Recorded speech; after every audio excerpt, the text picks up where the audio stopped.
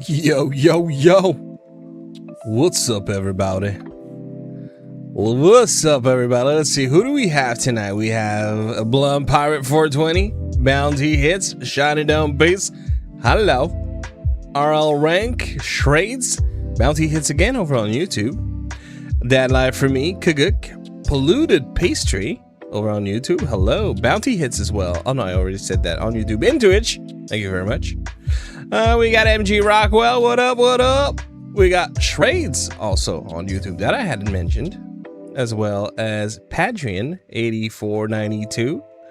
We got Brad 1020, Kufli, Merdkip, Rumhold Gustavov, Chinito, hello, Matt Davis, Nat 007, Flawless Victory. Hello, everybody. I think that's it, right? If I missed you, I'm sorry. I apologize. Hello, everybody. Hope you guys doing great. Hope you guys doing good.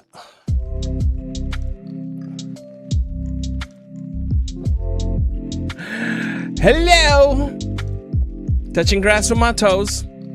All day, every day. You know how it is. You know how it is. Oh, I just realized something.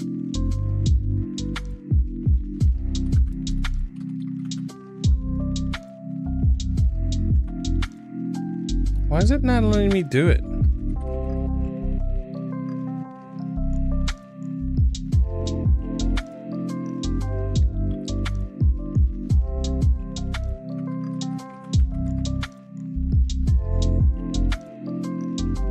So, as I mentioned, yesterday,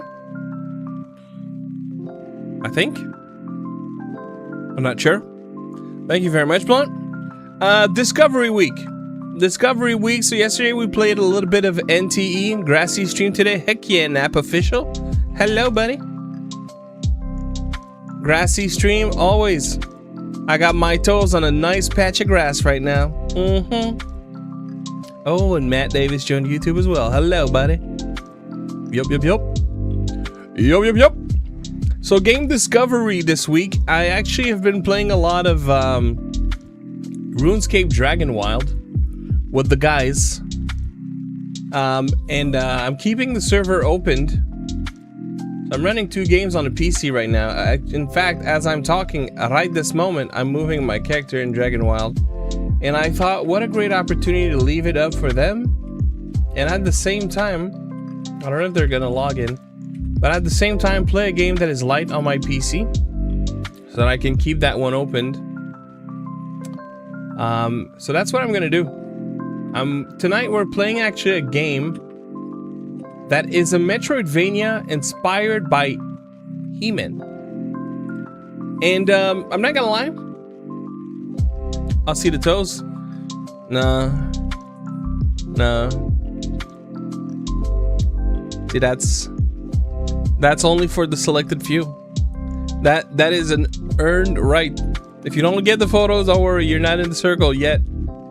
I know some of you may have gotten photos in the past, but of my toes, of course. But now it's toes and grass. That's a whole new level.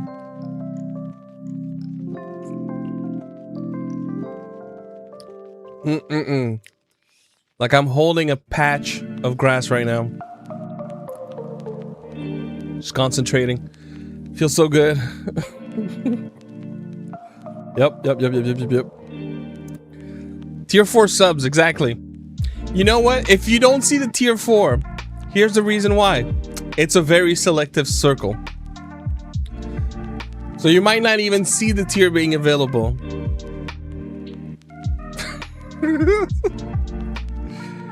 God dang. So here, before y'all break me, let me go ahead and attach the game to the stream. Thank you very much. Likewise, Too Loud. Have a good podcast, my dude. Heck yeah. So let's go to Baholgar, which is the game we're gonna play tonight.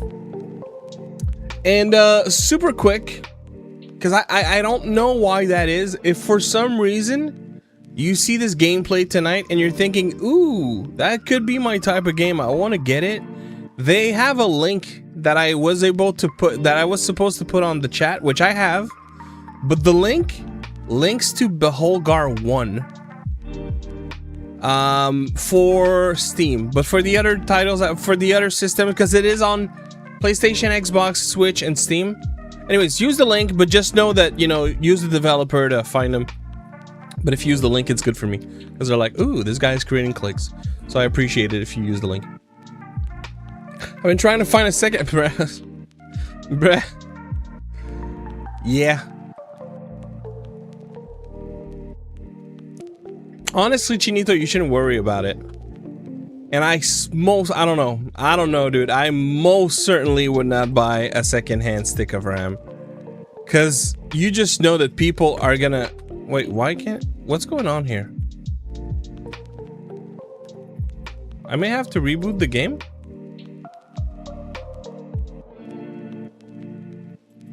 Dungeon of Rotting, okay.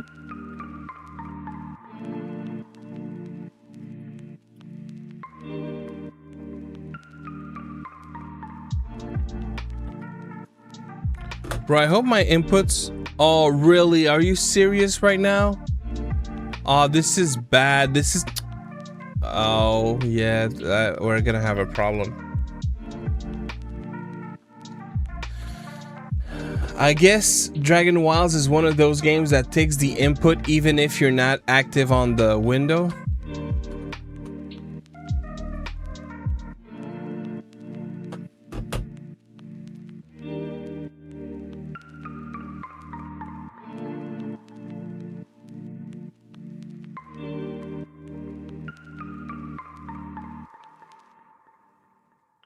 Ability, gameplay, controls.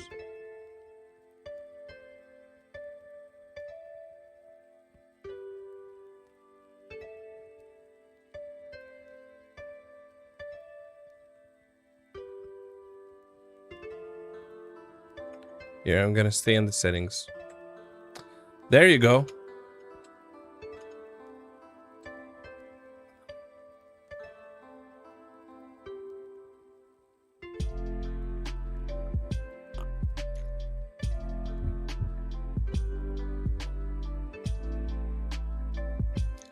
Looking for a cheap second-hand stick of DDR4 for the K1. 8 GB is fine. I'm hoping eBay does me right.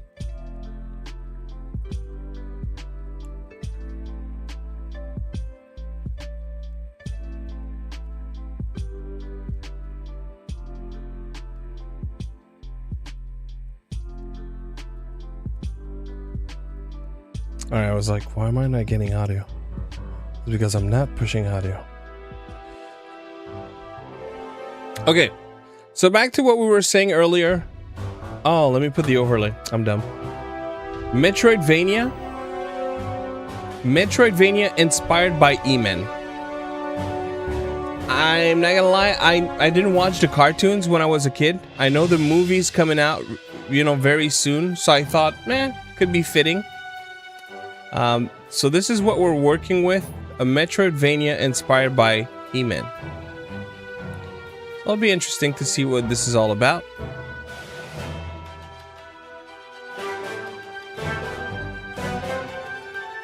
Oh, has it? That's how invested I am. Right now, there's one thing I can say off the bat. The pixels move fast. You may not see it. Oh, dang. Dang, they have a they have a filter to make it look like a CRT. That's a pretty good filter.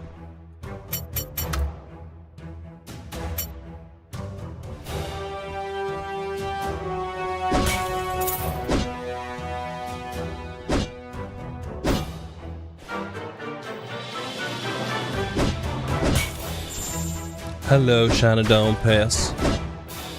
And hello, Gia Arellano.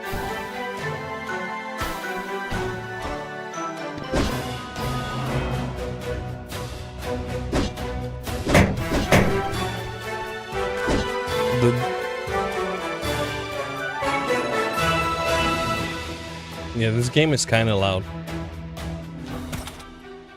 Okay, RT to roll. Okay. And I see fast travel. I like that. Your Eminence, as per your command, we continue to spread fear among the living. They are all slowly rotting away in the dungeons. We have finally captured the blacksmith. Rumor has it that some barbarian scum is looking for him. Do not worry, we've placed a loyal executioner at his side. There's no way he leaves this place alive. Dungeon Keeper, Yule.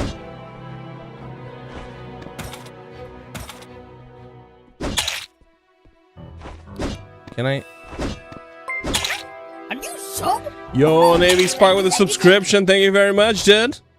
And hello. How are you doing today, Navy? Sada. The YouTube crowd is growing indeed. Hello, Qatar. Sup? Change is good. Hello. With the Gambo 5. Man, I'm bad. Bro, why is it so hard to not... Thank the gods, finally a human face, or are you our salvation? Please, stranger, help us. We're rooting away here for no reason. The blacksmith, once upon a time, even kings would come to his forge and kneel. King. Yeah, no, kings. But then they feared him. They chained him and silenced him. He's long dead. Okay.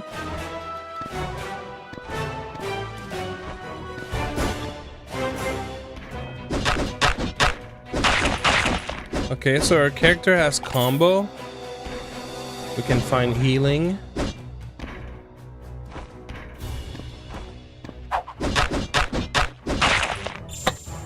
I don't think we have blocking of any kind.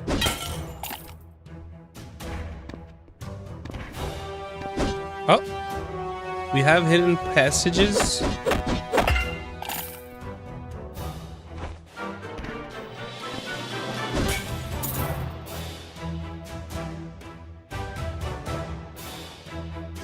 Wait, is this not a save? I guess not. I thought about buying Assassin's Creed Remake, but decided not to. I know Too Loud bought it. He's like very fun at that title. I never played that. I don't really play Assassin's Creed games, so I don't have much of a reference. Okay, I was wondering if there was a block of some kind. Dude, that rat was very pretty. Okay, so B is the button. Play 1 since 3. Guys, do you find the game to be very loud, or is it okay? I don't know if it's just me. I find like the volume fluctuates a lot. I feel like I lower it, but then some parts of the music are like super... The game is a little loud. Okay, I'm not crazy then. It's like some parts are loud, some parts are not. So the dynamic range of the volume is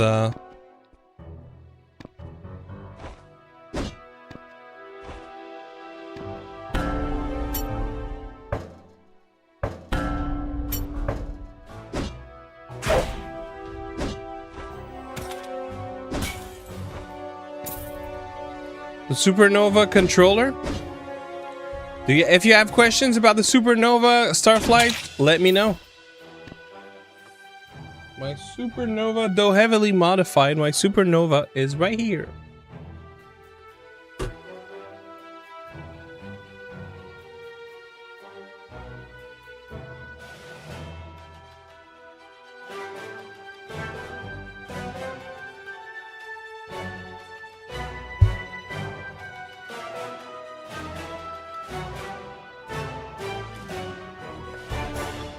Bon appetit, Navy Spark. And Castlevania says ADMZ. It is a Metroidvania, yes. Inspired by E-Man, according to the description of the game. So I don't know if...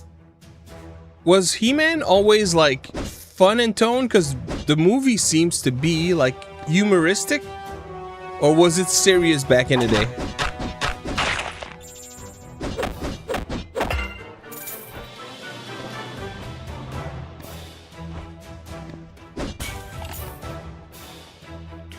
fun and actiony sort of for the movie, but was it also the case back in the day?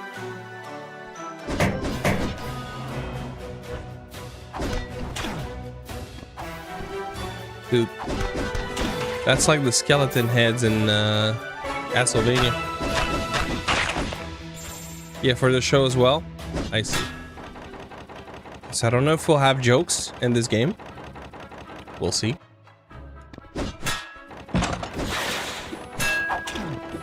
Uh-oh.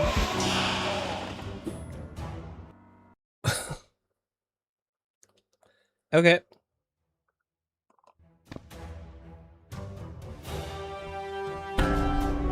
Usually decent. So okay, I need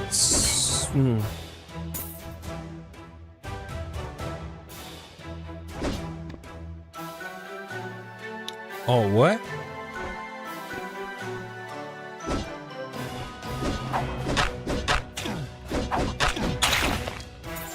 Bruh.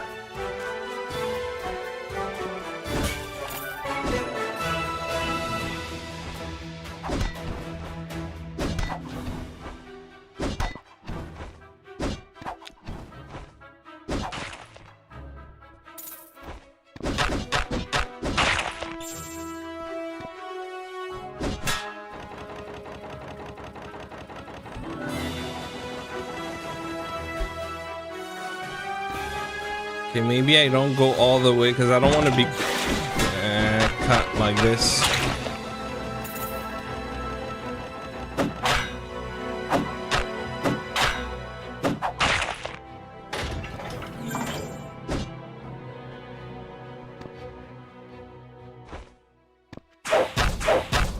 Oh, this is also a weapon, okay. I didn't realize that.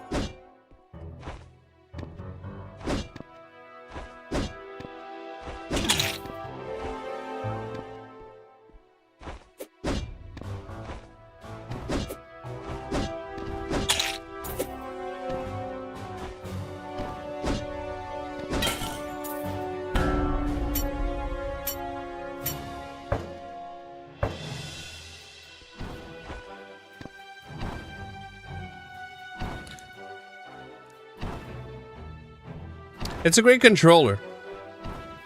If you don't mind me asking, Starflights, what are you gaming on the most? Are you more of a PC gamer, a Switch gamer? Like, what's your platform of choice, especially when thinking of the Supernova? Yeah, I figured. It had to have a free wall.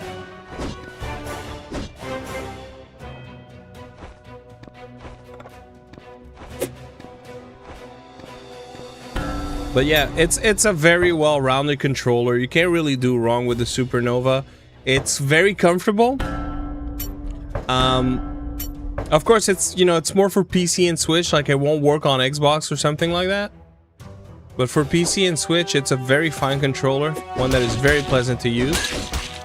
And also, if you like the idea of like customizing it to change the look, update the look, I love that aspect of the Supernova.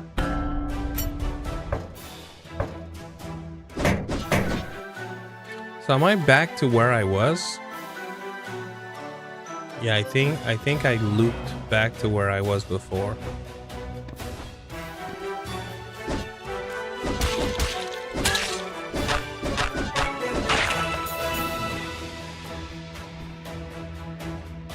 Am I? It's a rain and beats. Oh, thank you for the bits, wild cards. Rain and beats. Appreciate it. I appreciate you.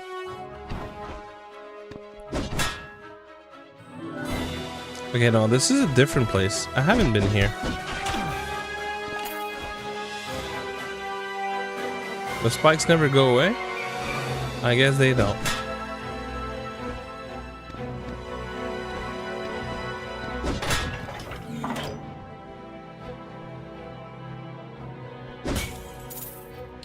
No, I have been here. Yeah, but that was blocking me. Okay. iOS and PC, I use it for competitive Minecraft PvP. Okay. So competitive Minecraft PvP, iOS, it's gonna work great on iOS. I don't see why you wouldn't love it, honestly. And one of the great things is you have a lot of different modes with the Supernova. You have a PS mode, a Switch mode, and a... If you go wired on iOS, mind you, it might be Bluetooth, so it's probably going to be between the Switch mode or the PS mode. Yeah, it is Bluetooth. Yep. It is Bluetooth, so I would assume that you'll most likely end up using the PS mode the most. Or, well, the Switch mode is just as good, really. And what's nice is you can change the layout. So if you want a matching layout on your controller, you can do that.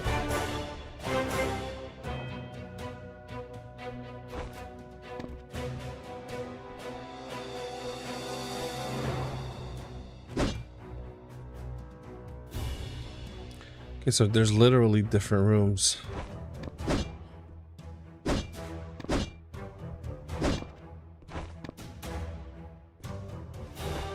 No platforms there. Oh, snap. Ah!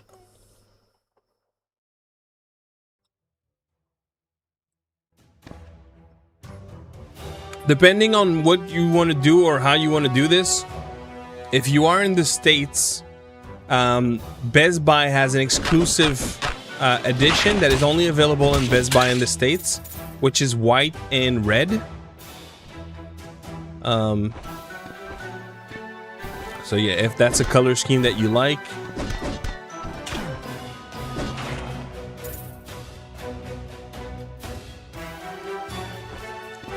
I've been here.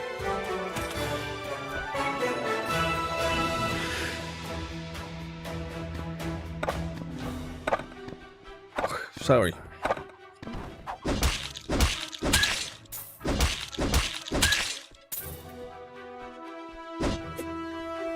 Notice the floor is kind of...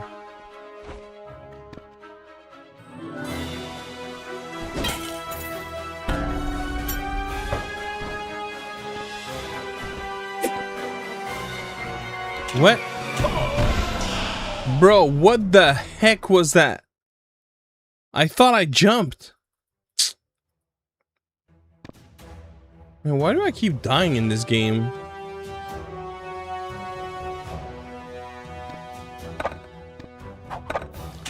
I think I'm struggling to like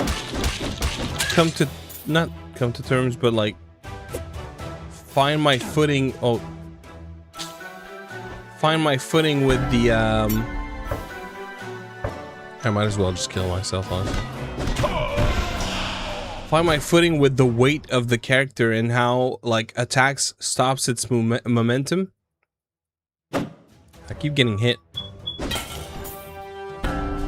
Like, it's not supposed to be hard, so it's a little frustrating.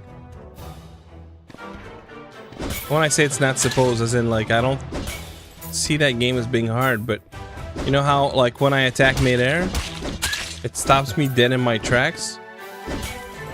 Can you? No, okay, so you can't.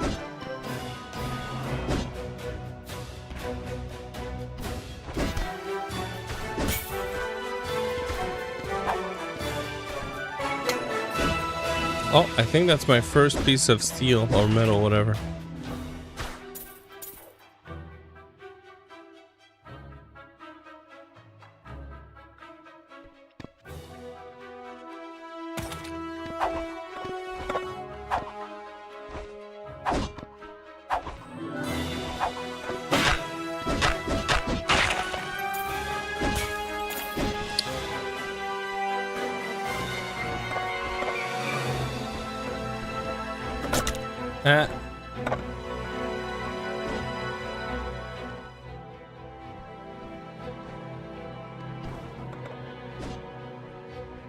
I keep wanting to attack lanterns because in Castlevania, oh my god, bruh, the amount of damage you take from spikes is so high. I just got here and I'm gonna die again. Okay, I just want to like reach. Oh.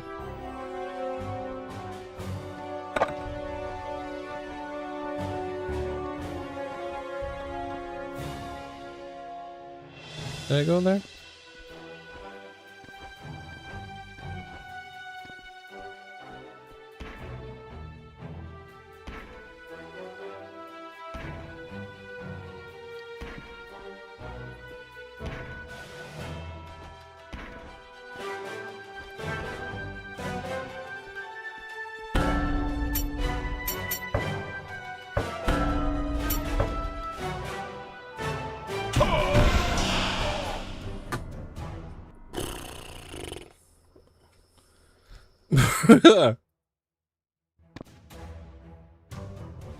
Maybe I use a D-pad. Maybe I use a D-pad instead.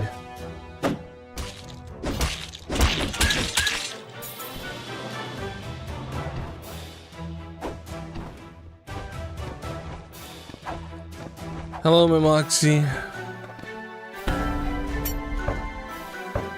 It's frustrating. It's the beginning of the game.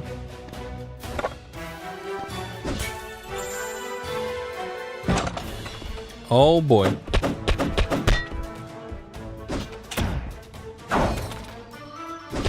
Okay. We learned an important lesson. Oh my god. Brett.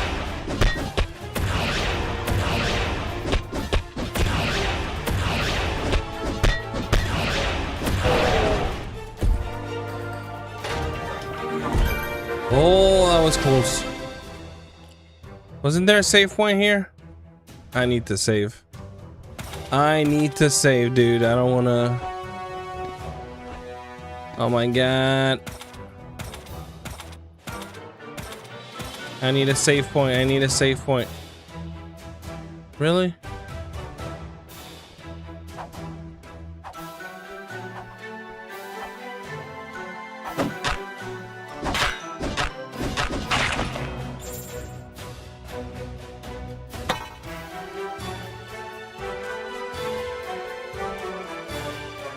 So you're Beholgar, aren't you? The slayer of the sorceress Agma. I heard the guards talking. You've been searching everywhere for me. You want the sword of destruction. But it's not a weapon forged with simple fire. First you must find the shadow crystal. The hilt is more difficult. Only the forge master, the forefather of blacksmiths, can forge it. But he's been dead for centuries. You'll need a necromancer. So your path is long and dark. Are you willing to risk death, son of Beotor? Very well, as you say, the cell key should be somewhere upstairs.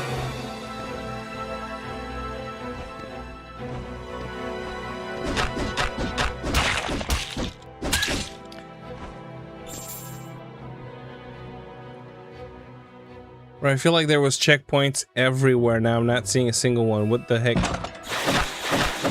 Oh, geez, new enemies.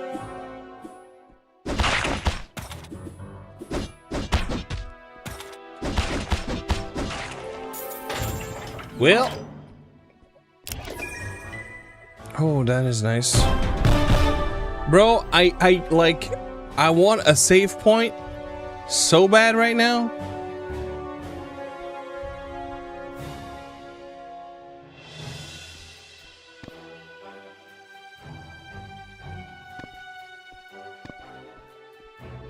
I am not trusting this game. I feel like it's gonna throw like some random stuff at me.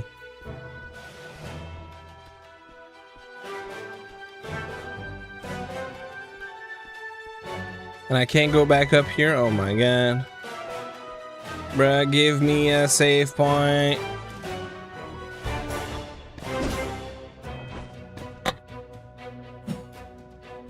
Oh my god, really? The animation of the sword doesn't change? No, there's no save point after the boss, and I can't backtrack because I can't jump high enough to reach the point.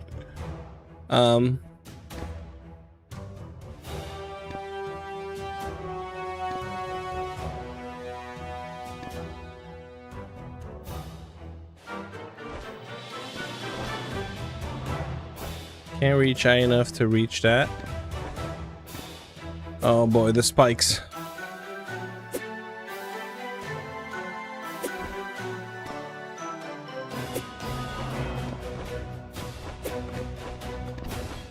Oof, that was too close for comfort.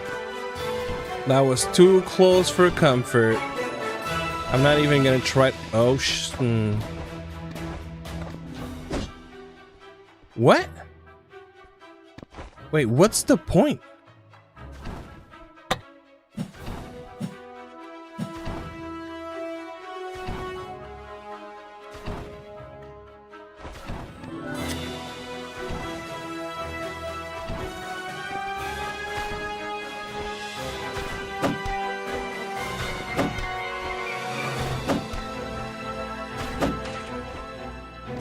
A little bit of health.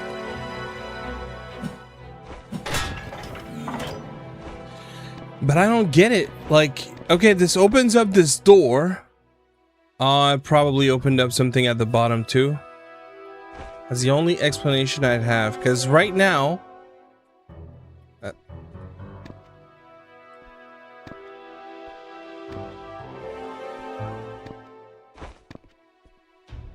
no.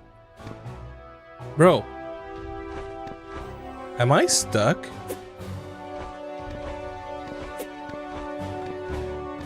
Like, look.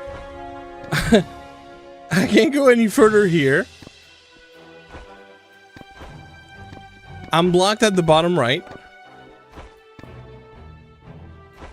There's no hidden walls here. No hidden walls there. I can't jump back on this thing because it's too high. Yo.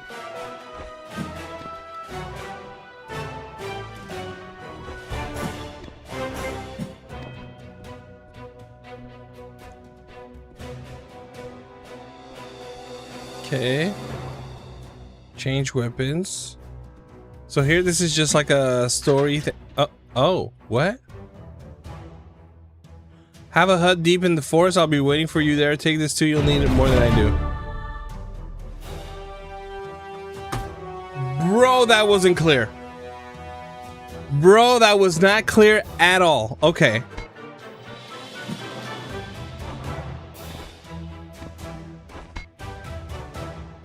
Yeah, I got grass under my feet right now.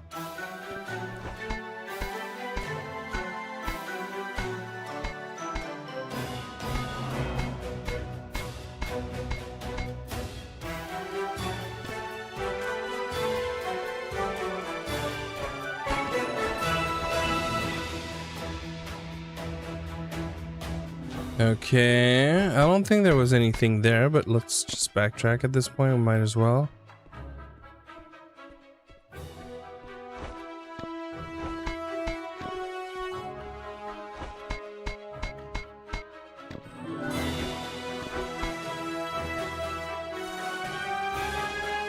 Alright, well that should allow me to go back now that I have this move.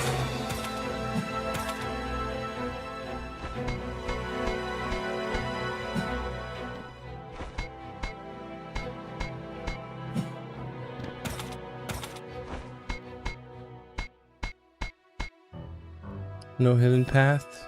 No?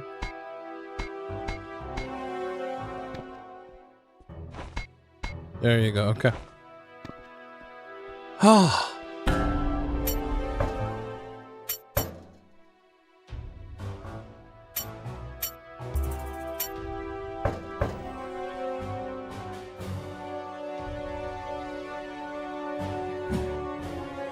No! Dude, I don't know what it is. The chat like glitches now and I can't refresh this thing. Oh man, that's gonna be a problem.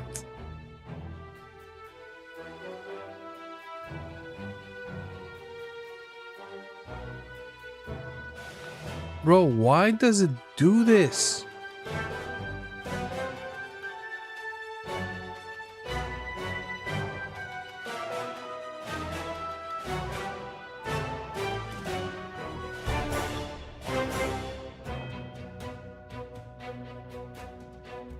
Okay, well, I know what I'm gonna do for now. 1 second, I just need to fix chat.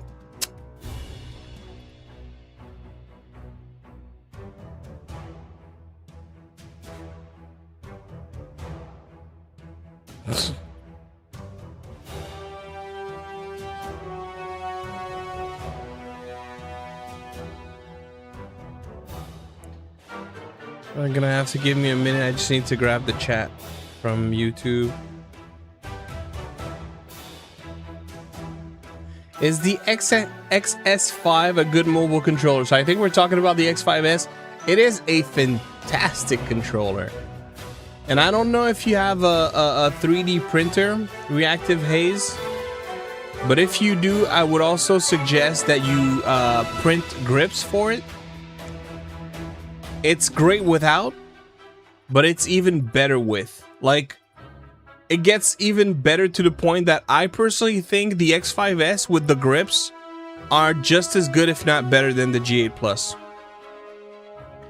They're a massive game changer for the X5 Lite and X5S. Really, really good attachment. If ever I drop by Florida, or even the States,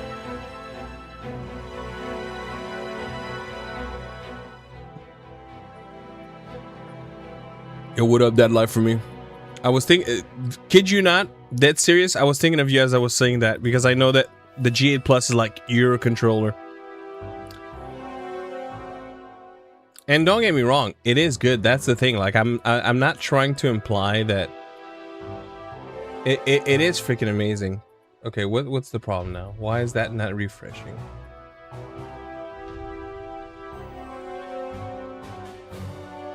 Bruh.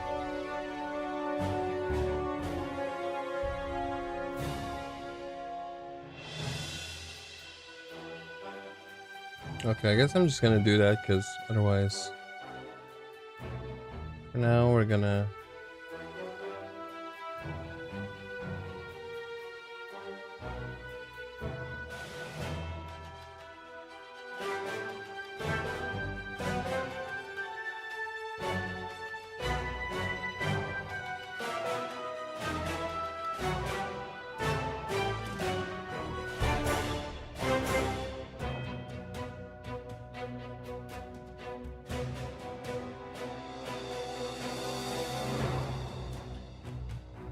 how many more days for the code thing?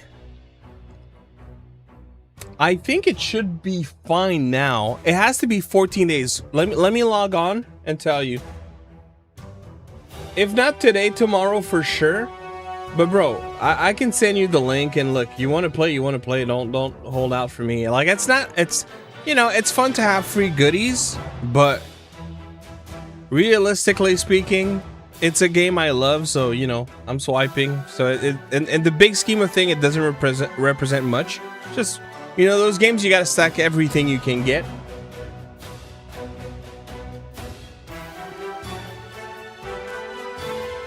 You know what I mean? I see the 8-bit do Ultimate, but the X5S has the Rumble, and the X5S has HG Rumble, which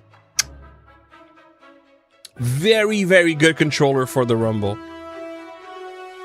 I mean, for other reasons as well, but that's one of the mega perks of that controller. Alright, let's see. Friends. Bro, they really need to fix the dynamic range on this game. I feel like I haven't touched the audio at all. I feel like it's getting louder. I know it's not, but it's just that certain portions of the music is so loud in contrast. It says 13 days. Okay, so then tomorrow for sure. So by tomorrow, I'll send you a link. And when you follow that link, you're gonna, like, we're both, you're gonna have a code that you enter, and we're both gonna get extra analyth. Which, you remind me, I need to go grab my Twitch anti-E stuff.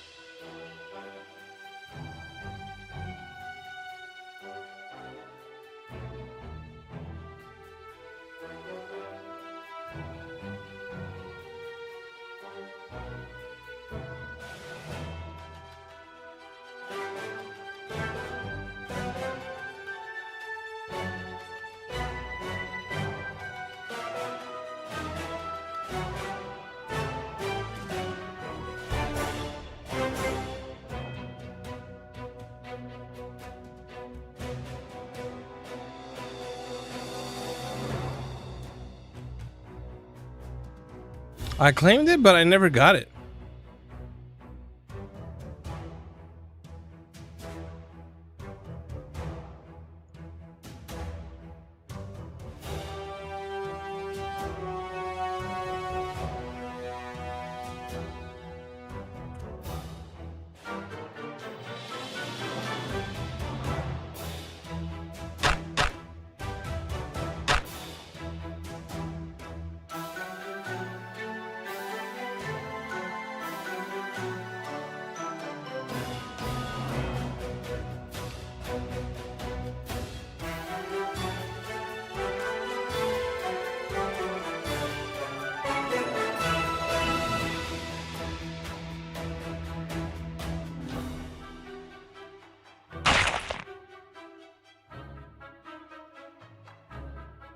One second, guys.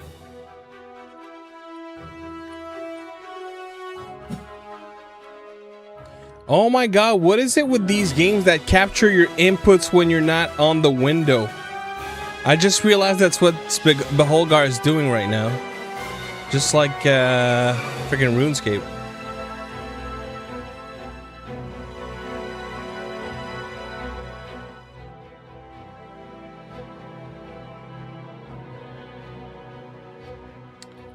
All right.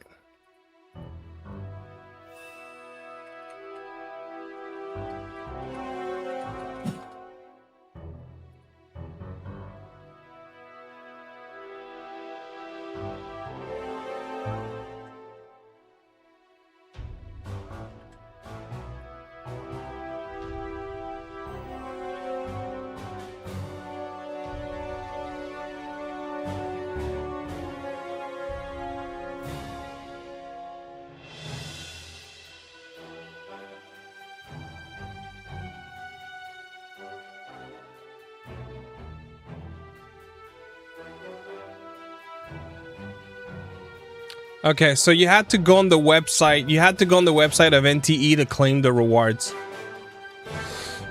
Okay. The deed is done. The deed is done.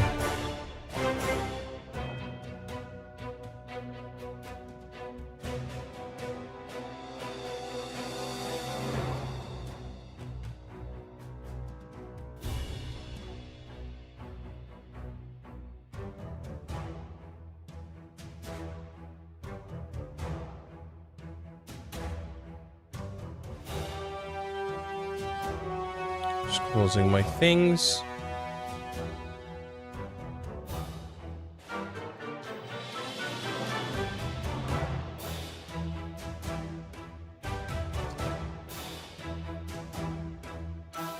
All right. Here we are. Sorry for this quick interruption.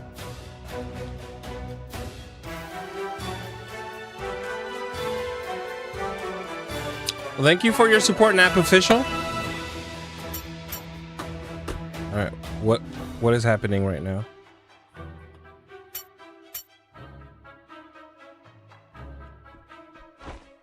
Let me save again, just for. Oh, did I die?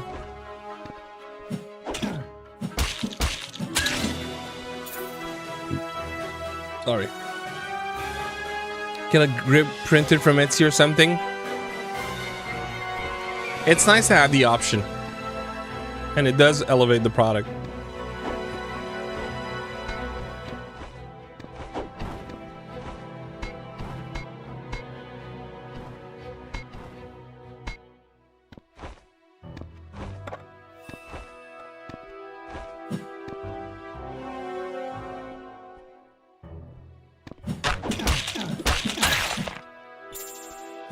I think I prefer the speed of the sword.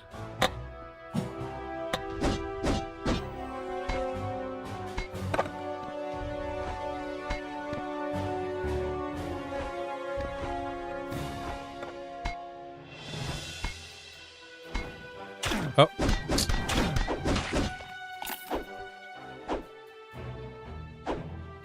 Free Willy at least once a week.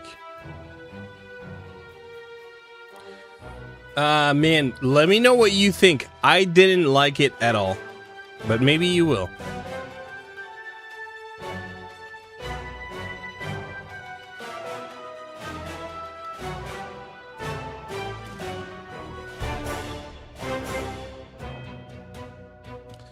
All right, I thought I had seen something.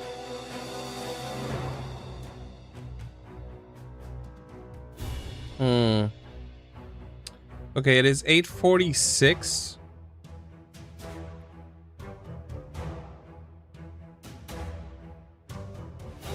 So, I would assume that you're probably not gonna see this, but Mimoxie, you have been timed out for circumvention. I can see that there was a very timely spammed LOL emoji. So to appear active when you're not. So if ever you are really lurking and you see this, you know, you're still making points. You're still making points. You don't have to pretend to be active. If continuously circumventing the system, it might result in a ban. Don't do that, guys. Like, don't cheat. Effectively, that is cheating. I don't like that. It's okay to lurk. Just lurk. You know?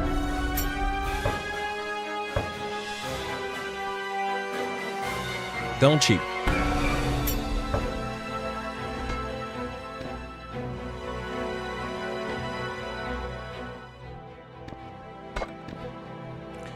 Okay, so I don't remember. Was there something there? Probably. Yes. There was the wall that I couldn't climb. But now that I have this blade thing, there you go. Yo, what up, Vora? How you doing, bruh? How's the PS4 reinstatement going?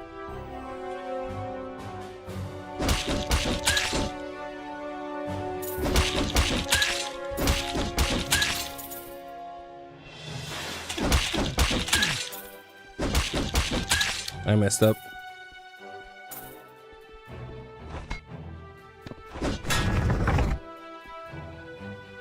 Thank you, Blunt. Waiting for the parts to come in the mail to restore that controller? Heck yeah, I did. You sourced them from Extreme Rate, I would assume?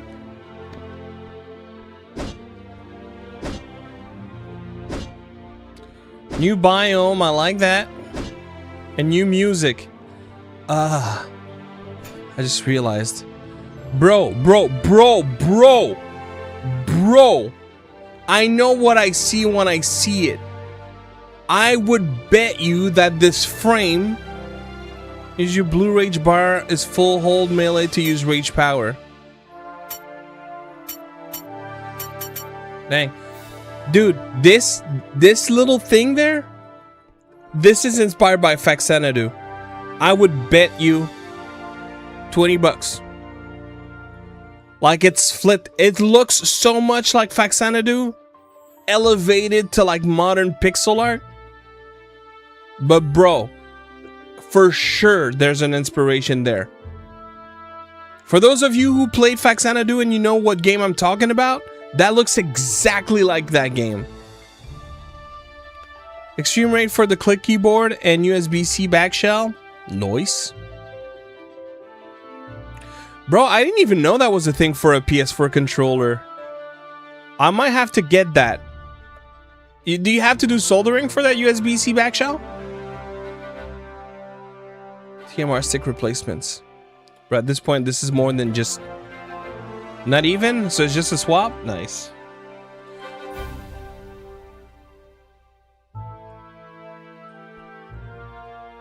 Just a board swap? I might have to do that at some point. Okay, so fast travel is to the different route. Okay.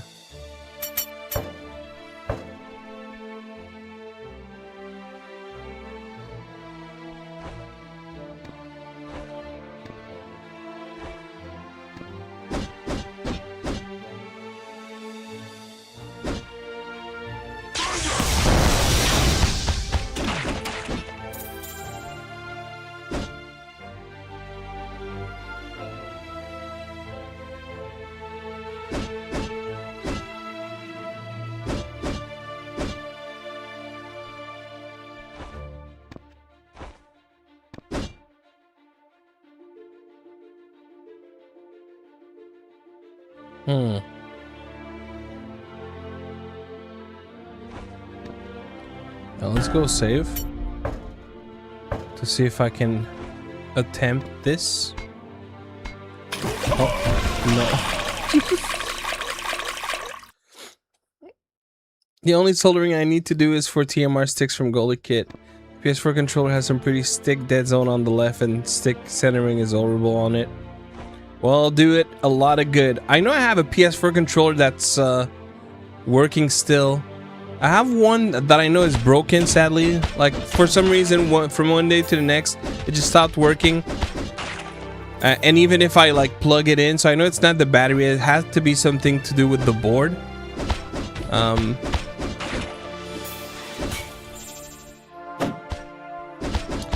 don't know if I kept my PS4, though. Oh, actually, yeah, I have. I know where it is.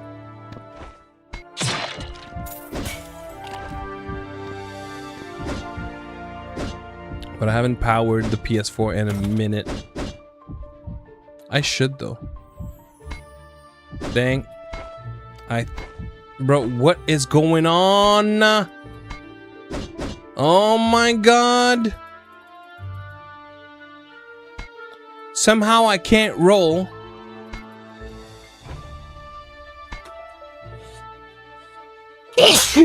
Sorry.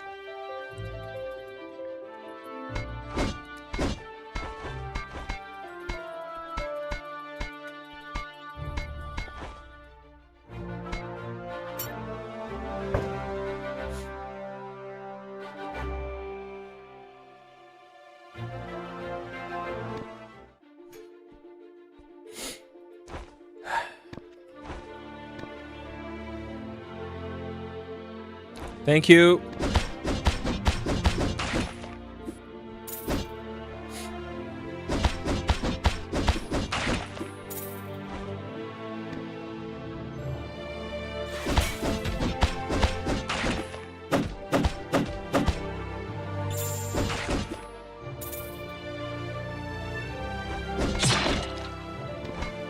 Oh.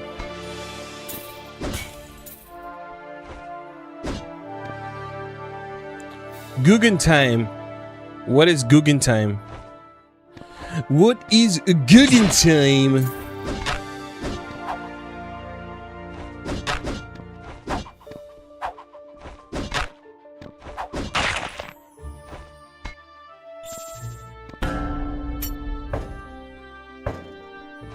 Gesundheit? What is Gesundheit?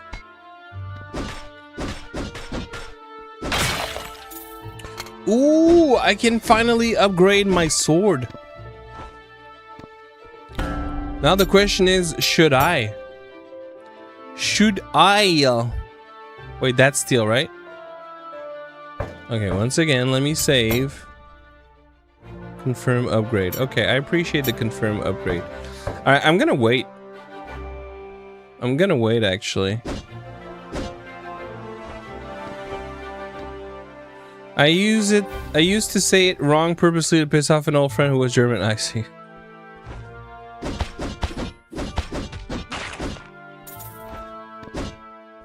Don't know what it means though. Oh dang. What is this thing?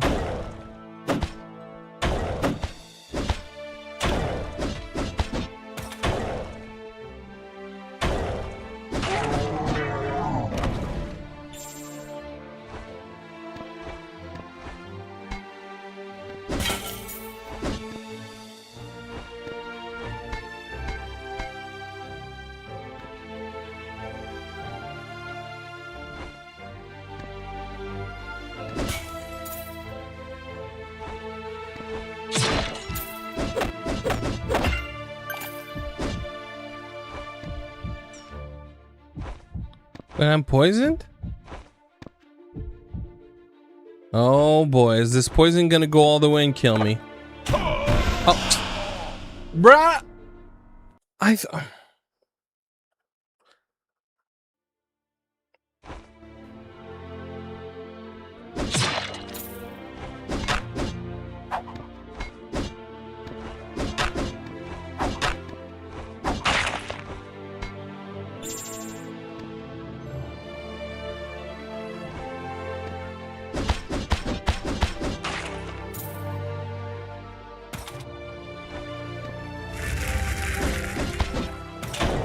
Oh, I can't. No.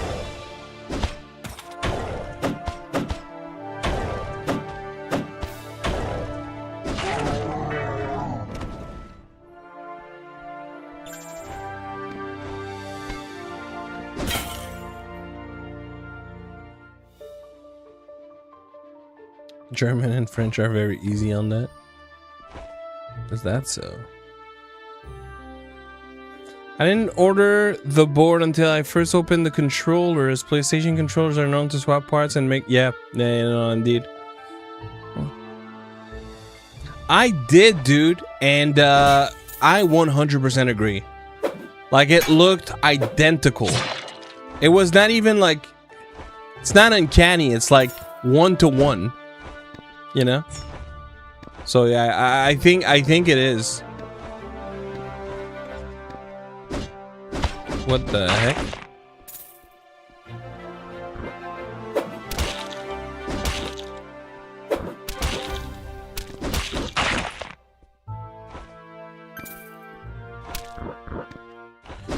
Bro, this enemy sucks. Okay, you can beat up the poison spore or whatever.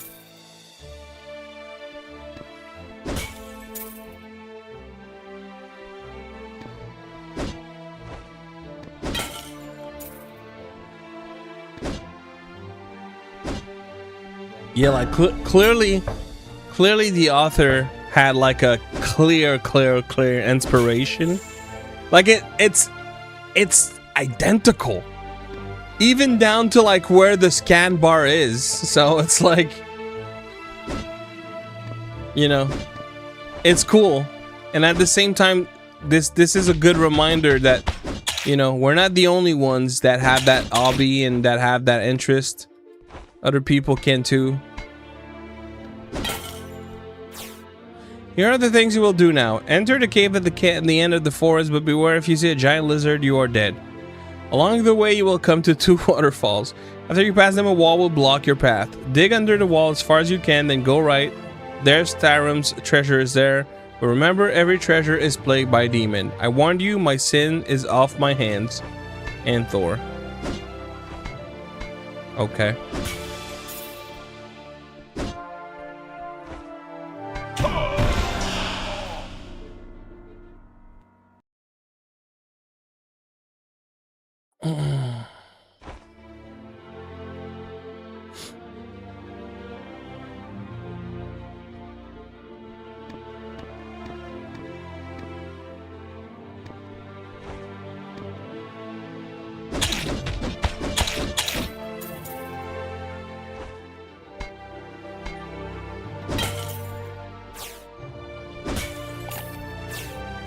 Why is this thing floating as if it was an item and it's not? Okay, so how do I do this?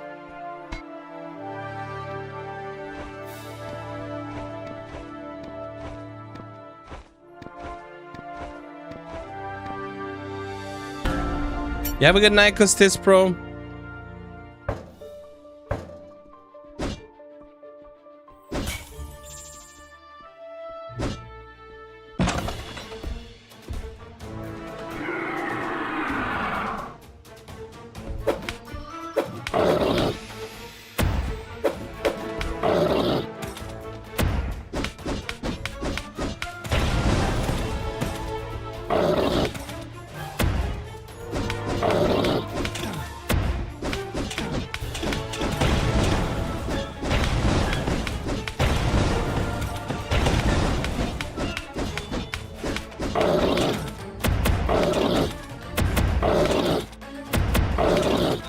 Bro, catch a break.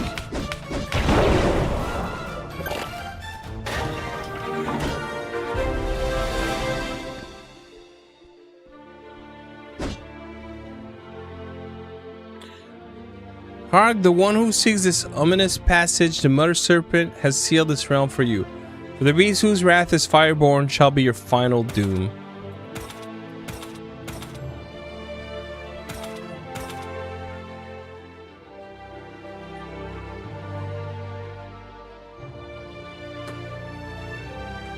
Has it already been 10 minutes?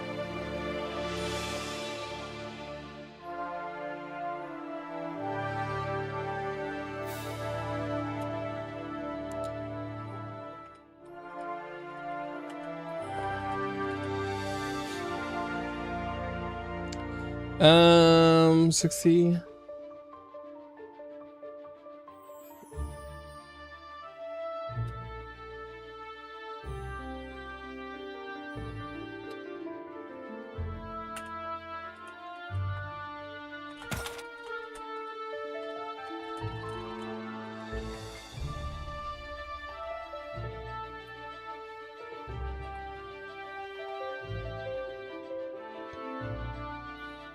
All right. That was my mistake earlier. Hello, Uma. How you doing?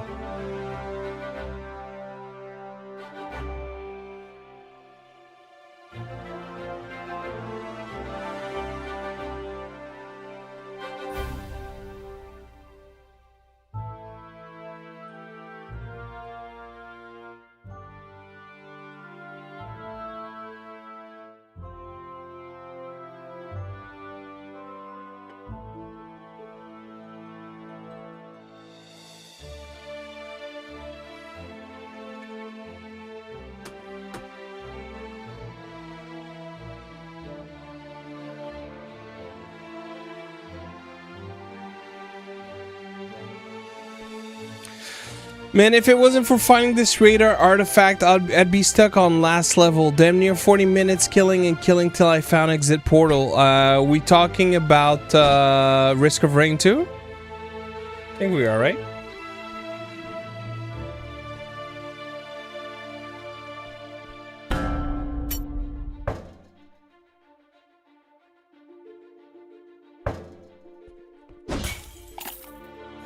Yeah, that's the beauty of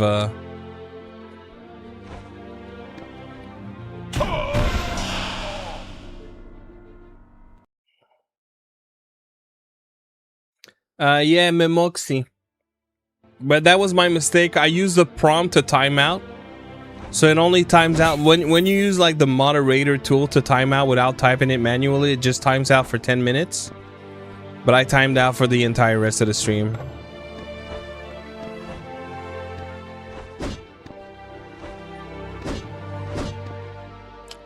Like this is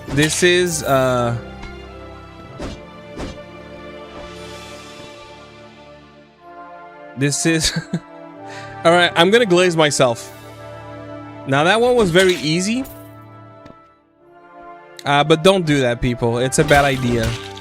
And I'm gonna glaze myself because I know this is something that particularly ties to that kind of thing. My IQ is very high percentile. And one of my strongest areas is pattern recognition. I kid you not. Don't do that. Very bad idea with me. Like if you have even like a 5, I'll recognize it.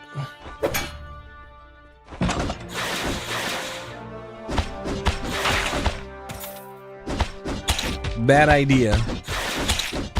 Putting a script to repeat.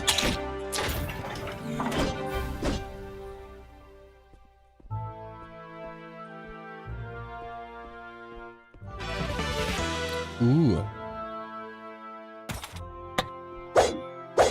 You know, I'm not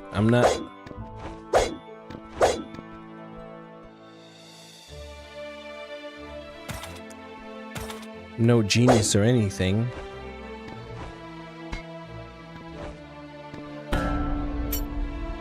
I don't know. I don't like to talk about these things because I think people like I also don't like that test because intelligence is so much more complex than just an IQ test. IQ test is such an old method, but this is something that I'm very, very strong at. Pattern recognition is one of my strengths.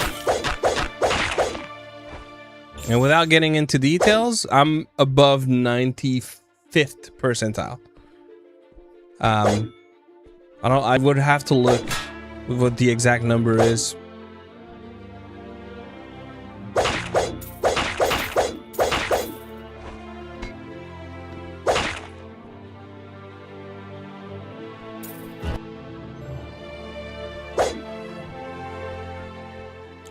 But yeah, IQ is not all that it's cut out to be, in my opinion. But there are things that I'm good at. I can at least attest to that. I'm so tempted to try because I feel like no, they wouldn't do that. Oh, I might have made a mistake.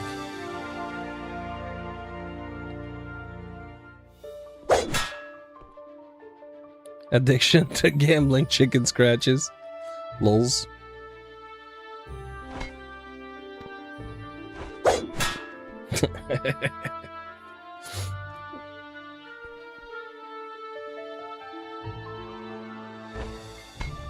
For me, it is mistakes I've made when I'm trying to go to sleep.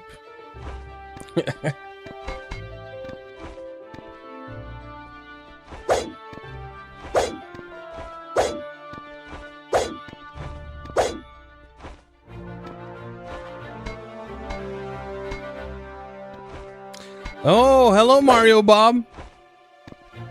How are you? How are the studies? Are you done?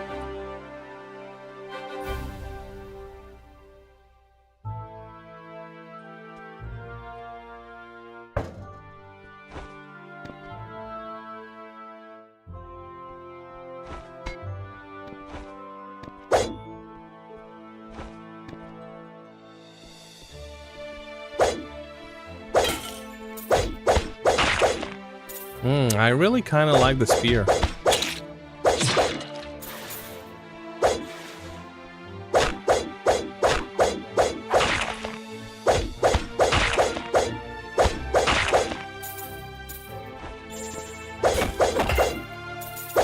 The spear is particularly good.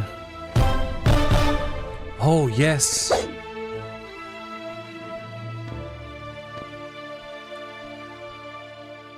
Can I really not use the LSS on this game? That's crazy. What game are we talking about, Chinito?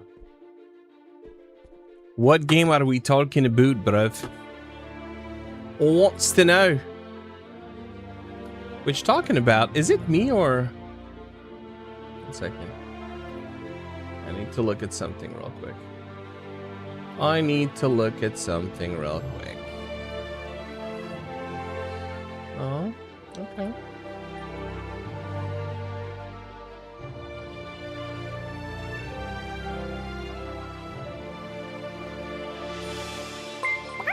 Are you sub? Yo, Shreds with the subscription. Thank you very much. Which, by the way, that reminds me, the subscriptions for channel points is gonna have to stay off for an undetermined time. I actually want to go and try again. That's why I'm thinking about it.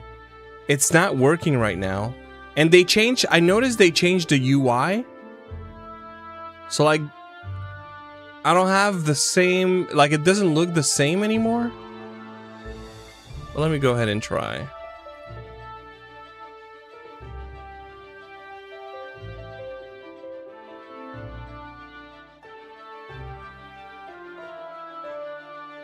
Nope.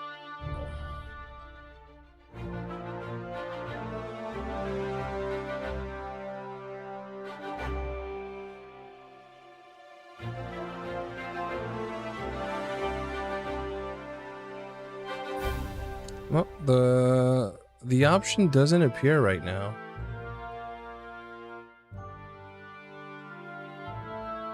I don't know why.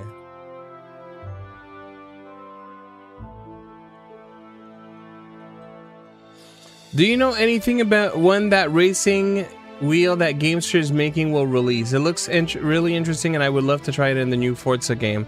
No, unfortunately. Are we talking about the racing wheel, or are we talking about the controller with the wheel on it? I mean, either way, we don't know. We're hoping 2026, but honestly, at this point, I wouldn't even, like, I wouldn't bet on it. We have too little detail to know even if it's gonna release this year. But I think last I heard, they said it would be Q3 or Q4. So we are entering Q3 and we have no information whatsoever. So I don't think it's gonna be Q3. At the very least, I'm thinking Q4, but you know, we'll see then.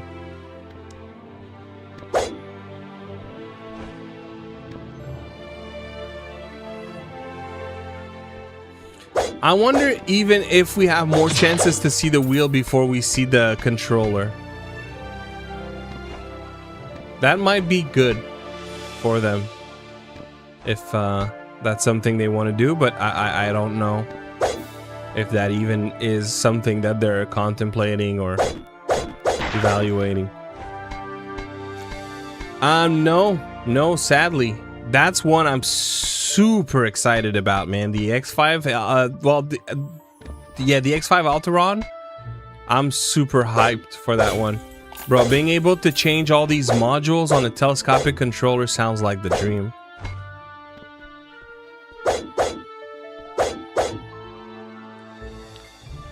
Yeah. I wouldn't be against it.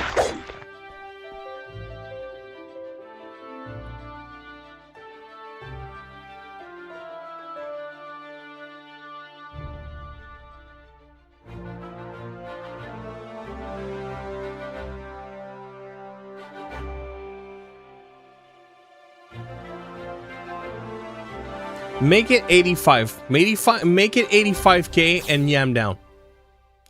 You bastard, there's no treasure here. He tricked me. I can't even get out of this damn pit now. The treasure hunter's name is Antor.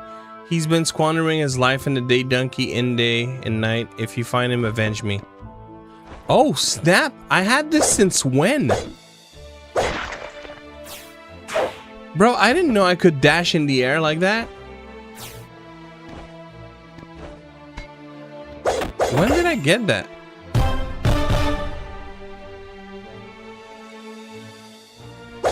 Nah, that would be a wasted 100K.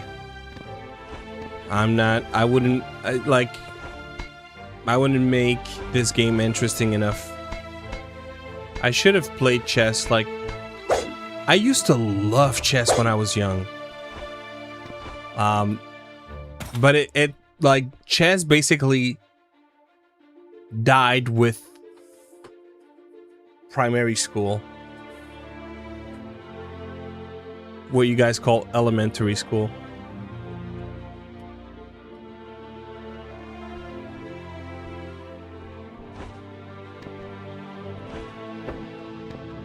How did I not know I had this? Oh.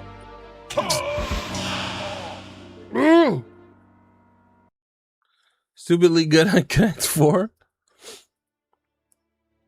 I'm decent at it, but I know that there are strategies that you can like big time screw a person. And you know, if I'm playing against someone that knows those strategies, I don't think I was stupidly good at tic-tac-toe. Tic-tac-toe. Oh.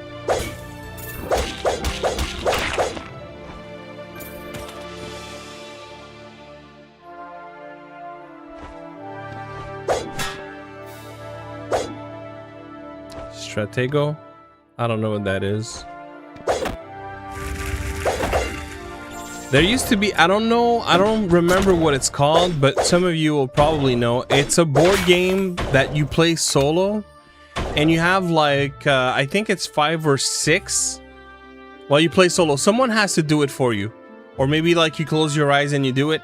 But you would have beads of colors, and No, I think you had to play with someone. Yeah, you had to play with someone. So one person decided what the pattern was gonna be, and the other person was guessing the pattern. And you had like 5 or 6 beads in a line of different colors, and you had like 12 attempts to put not battleships. No. Othello, never really been much of a fan. Man, what was the name? And I think the company who made the board game at the time was called Cold Masters. Jeez. Like there was, say, red beads, blue beads, green beads, yellow, purple, and let's say white. And you would put beads to and then the person would have to say, oh, 1 is good, 2 is good, 0 is good, because you had to match the color and you had to match the position. So, you know, a strategy would then be like, okay, I'm gonna put all red, so then you know if there's a red, and if there's a red, where is it, right? Then you put all blue. If there's a blue, then here, you know what, in those times the best way.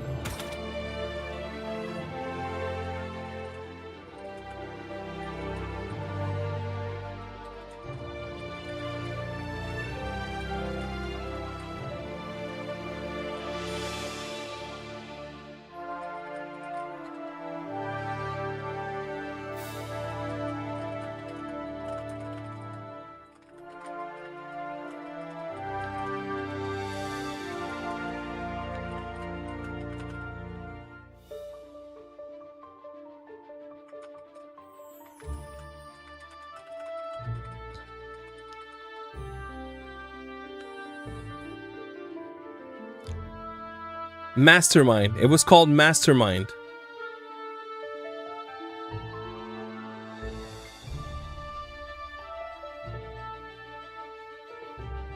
You know, in many ways, it's like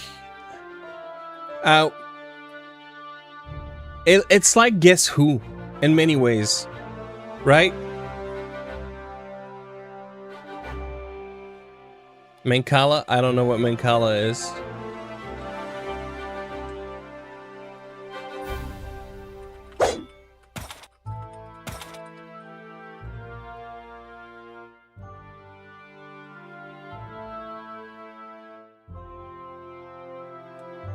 You know, the one I was thinking of was Mastermind.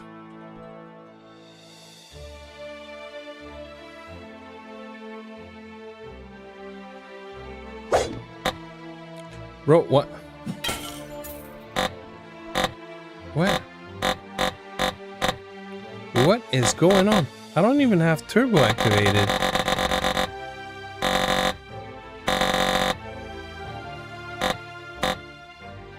Okay. I can't jump anymore. What the heck, dude?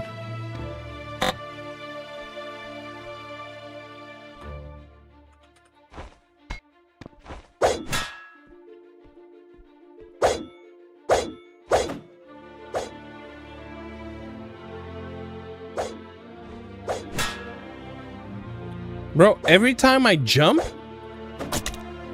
then I'm stuck. I think I've encountered some glitch. I have to block before I can jump again. Look. Blocking. Jumping once. Can't jump anymore. Blocking. Jumping once. Can't jump anymore. What the heck is going on with this game, dude?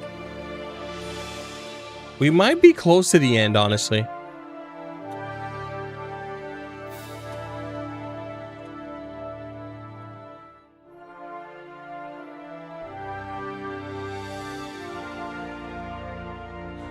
I just realized that, you know, it's doing it again.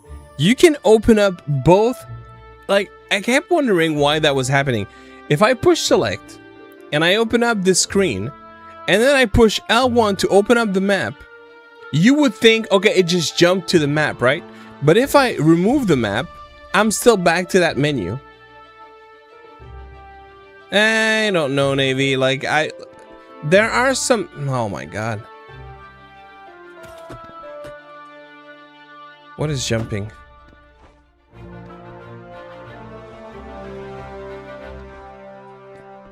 Okay, I guess it's working now. I don't know what's going on. And so is this thing. There's a lot of weird things happening with this game. Oh, why is this guy this color?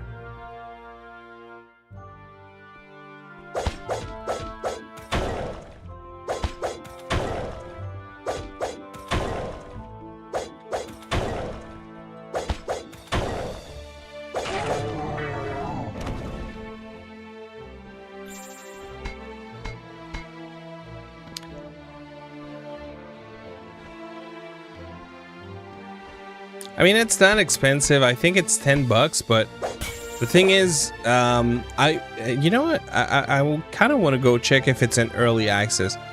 Like, there's a lot of things that feel like, oh, I forgot. There's a lot of things that feels like bugs. I don't know that they are, but they feel like they are at the very least. Wait, I can, what?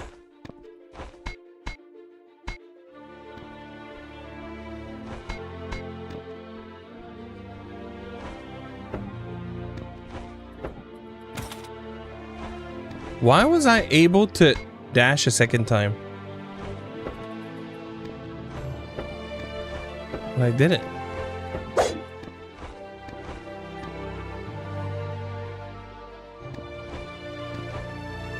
See, now I tried jumping. Why is it not jumping?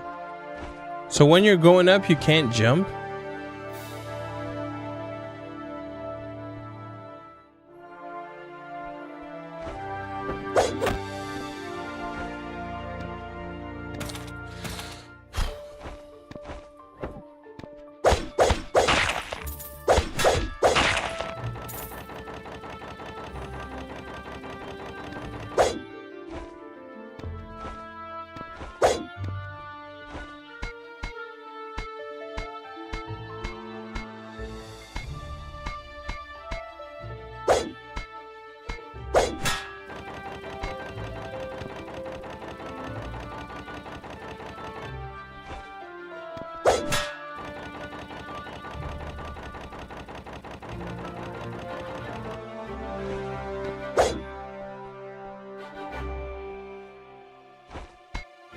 The lever is missing. Okay.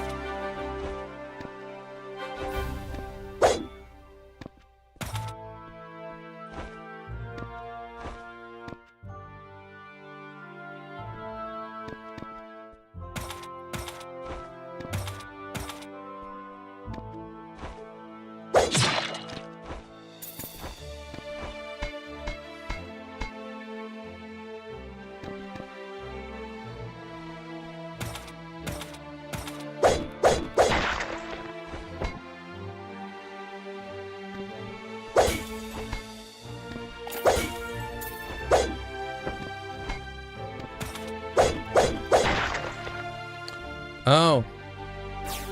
But I didn't realize that. I guess I died when I was there.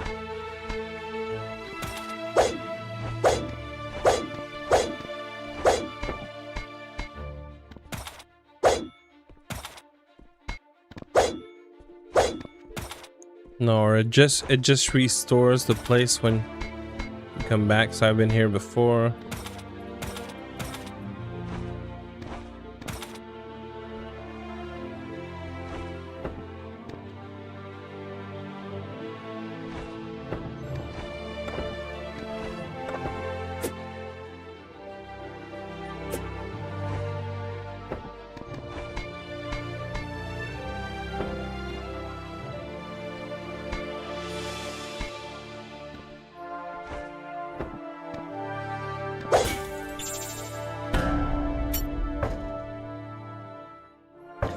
Yeah, I agree. It makes me feel more Conan than it makes me feel He-Man. I don't know He-Man, but like I see Conan in this game. You know, the mythical enemies, see a lot of snakes, barbarian looking guy, but yeah, I don't know He-Man well enough to know that there's a reference there, but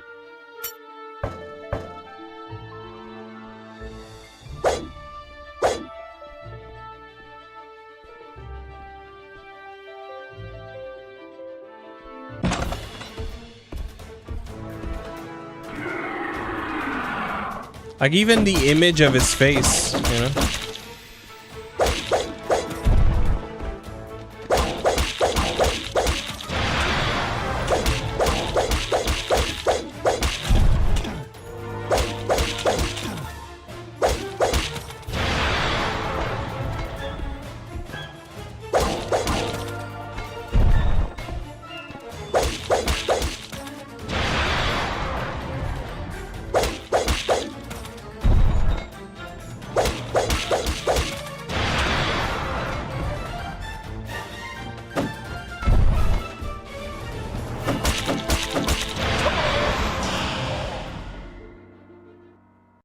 I don't know, Navy.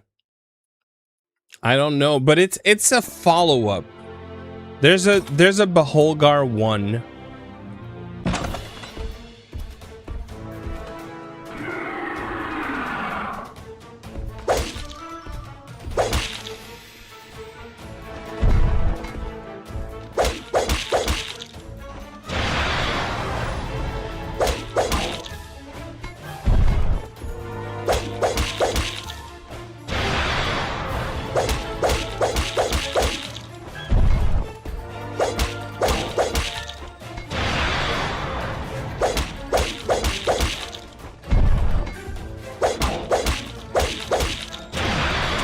Oh my god.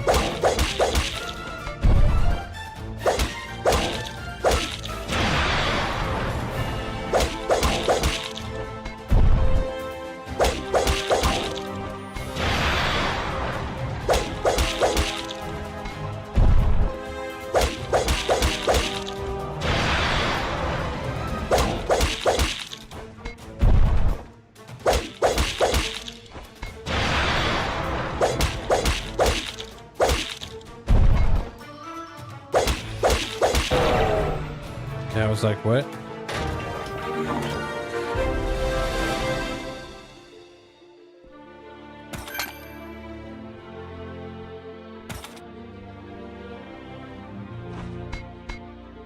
Oh, I almost jumped on the thing.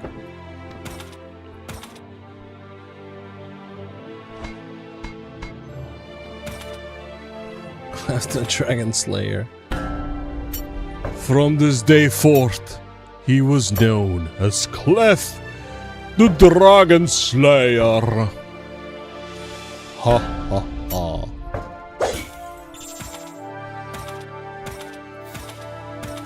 Thank you for the lurk, Murdkip. He is him. He is the man. Not the He-Man, but the man nonetheless.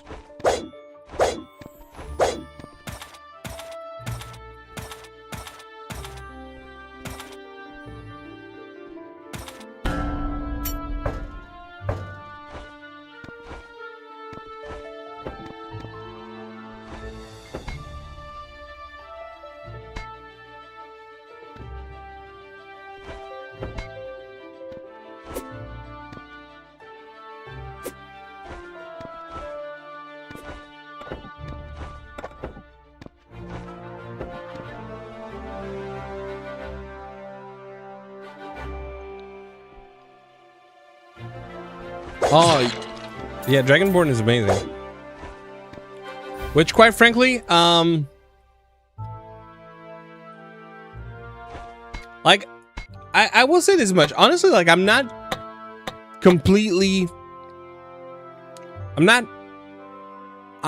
enjoying this game. Like, would I recommend it? I don't know that I'd go this far, but it's almost, you know those movies that No, it sounds mean because I don't feel that way about this game. But you know the games that people love to watch because they're so bad that they're good? It sounds mean if I say that, but that's not exactly what I mean. But sometimes, even though there's a lot of frustrating things like the weight of your character, I understand where it kind of creates this mini challenge, if you will. And it's not completely bad, but it's not completely great either.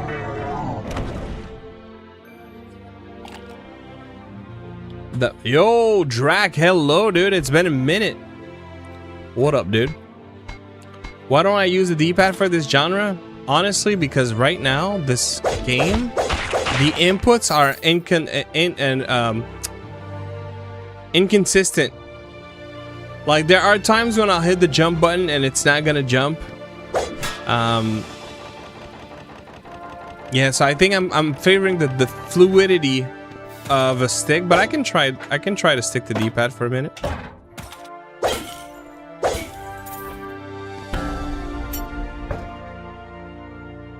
The Sword of Quebecois.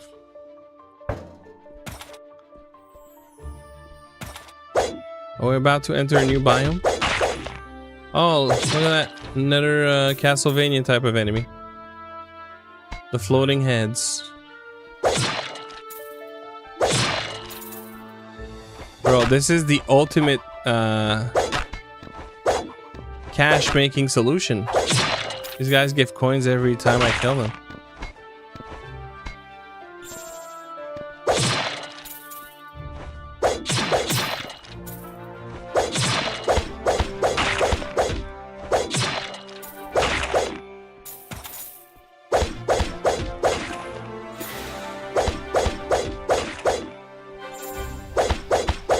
Well, I'm using the D-pad right now. I used it earlier for a, I don't know how long. I swapped without realizing. But now I'm using it. I was using the stick a moment ago.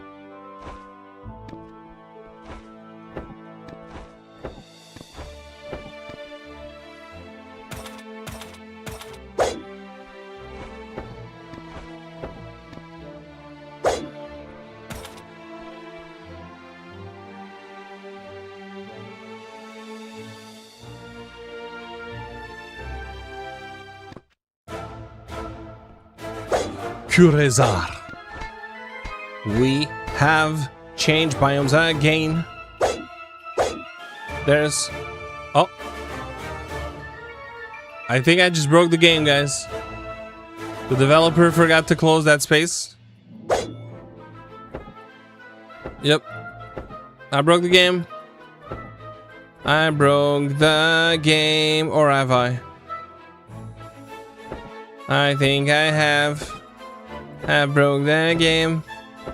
So what you say about this? Ha ha ha. No platforms to come back up.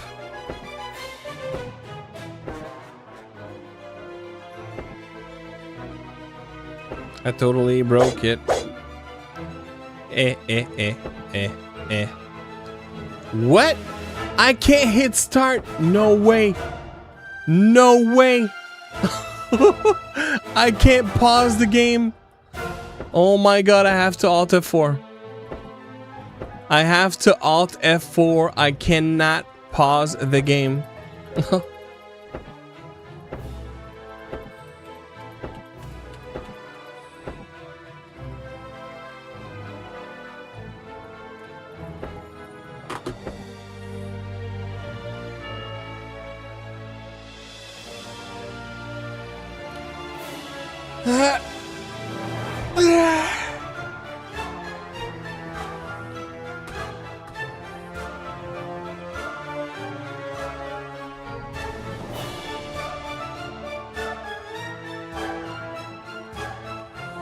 No, I just ran to one end. Let me go back to the left end.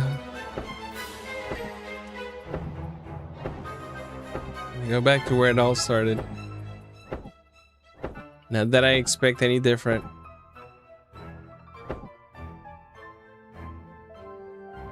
Nope. I broke as a game. I broke as a game. I broke as a game.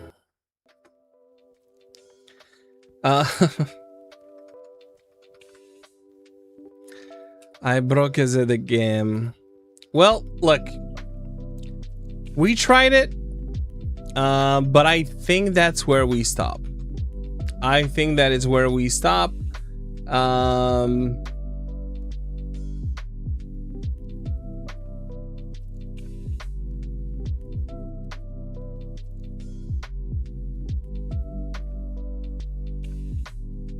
That is where we draw the line.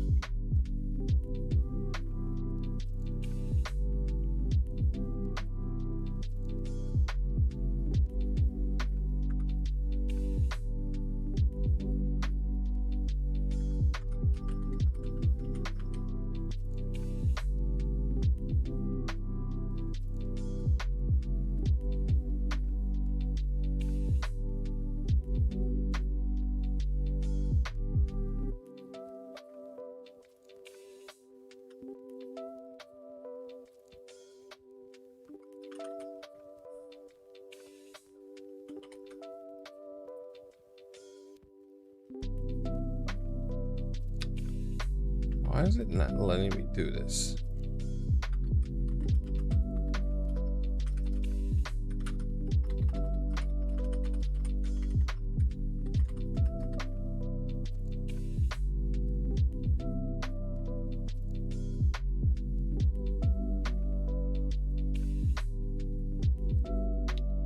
Six mappable buttons on AK when? 6 mappable buttons on AK now. In fact, 9 mappable buttons. 1, 2, 3, 4, 5, 6, 7, 8, and 9. And then on top of that, you have what's it called? The shift layer. So realistically speaking, if you consider the shift layer and you're willing to omit one of those buttons, so it brings it down to 8, but then it gives you 9, 10, 11, 12, 13, 14, 15, 16, 17, 18, 19, 20, 21, 22, 23, 24, 25, 26, 27, 28, 29, 30. So, mappable buttons went, and if you wanted to push it even further, you could do the directions of the sticks as buttons. So that's 38. Clef mods don't have permissions to edit or create new channel rewards, really?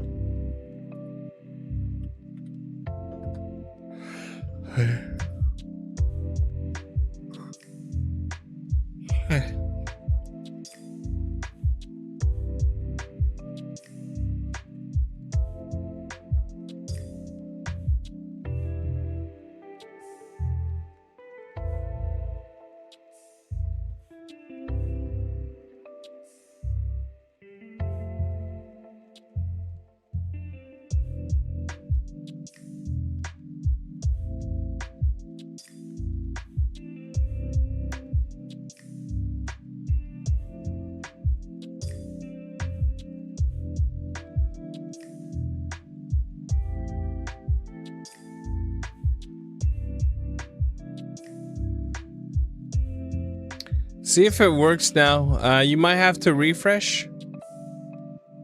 But yeah, see if it works now. If it doesn't, let me know.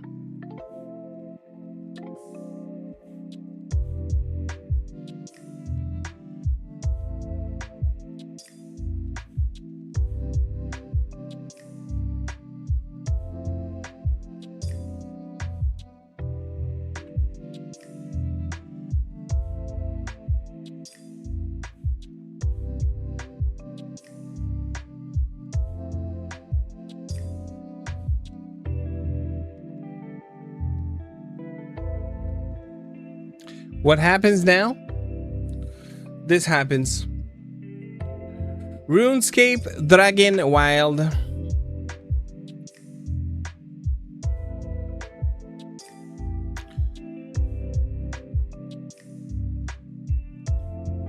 I've been playing that with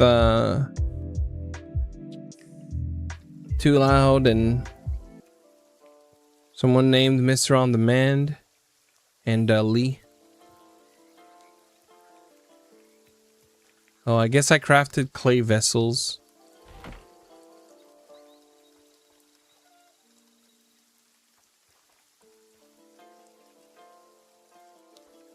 Zeverland, it's PvE. Let me open up a tab. I'll look at it later. You don't see any changes?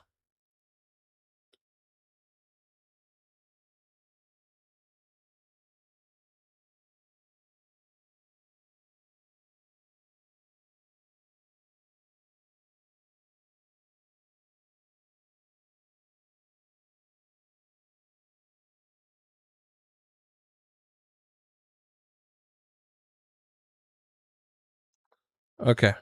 Try it now. Again, you might have to refresh. And when you refresh, hold control. Control refresh. So control F5 or control click the little refresh thing. Because you might have to clear your cookies.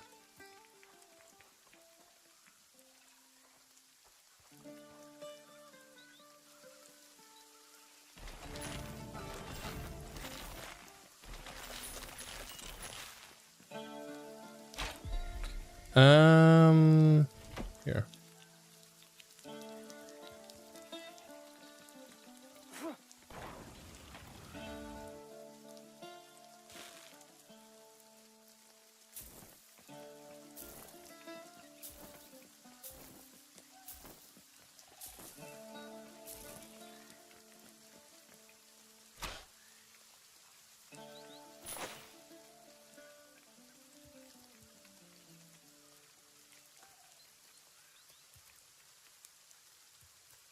Wait, so how does this work?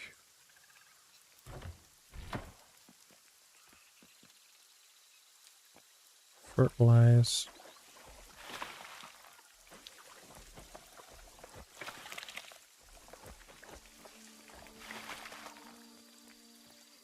Are there no plants for 4 paddles? Not at this point in time.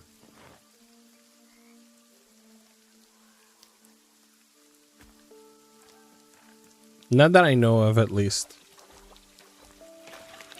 I don't know if a GameSir... There's no GameSir controllers that have 4 back paddles, right? Am I crazy here? I'm pretty sure there isn't. Oh, is that going to change one day? Who's to say? Sadly, I don't have an answer to that question. What I will say, though, is that I have come to prefer two back buttons that are very intentional than having 4, but that are not easy to, like, navigate and actuate from.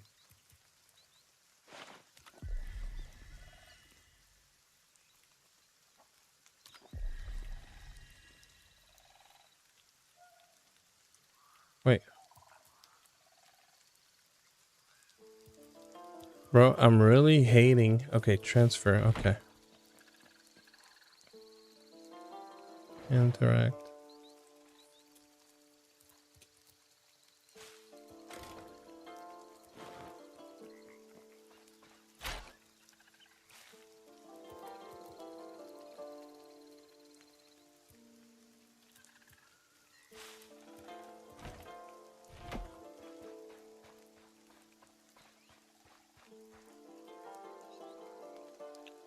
State of Decay I could never get into. I know it's a very, very loved franchise. I tried. It doesn't do it for me for some reason.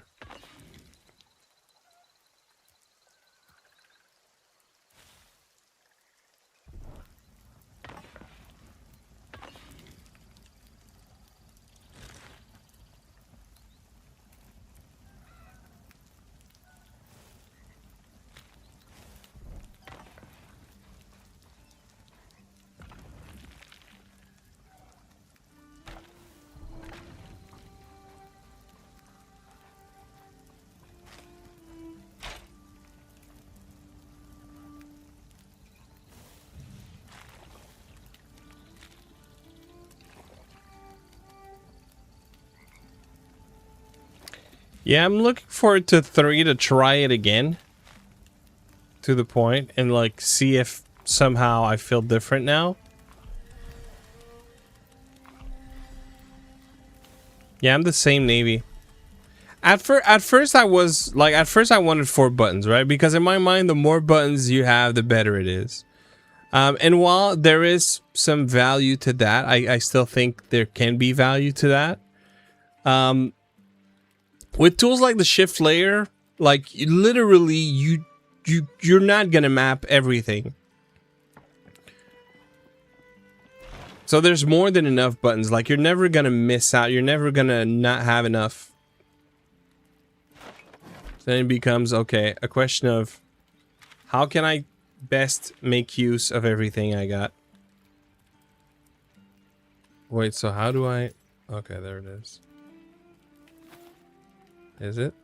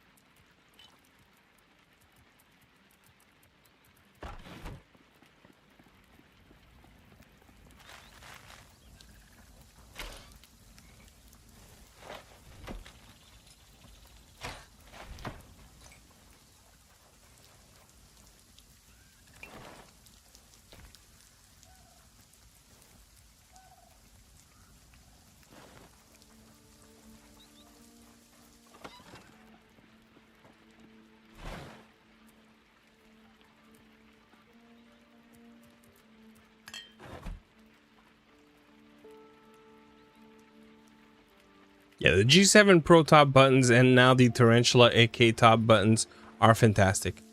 They work so great. All right, before we go, one last thing. I'm gonna grab one of those. Bam. And I will delete it. Why? So that I have the items quick and easy. And now let's go drop more portals.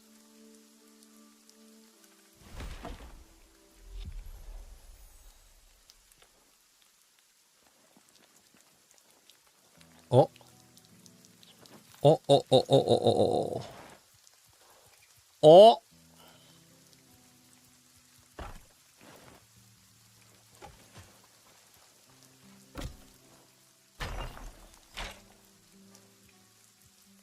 Mm.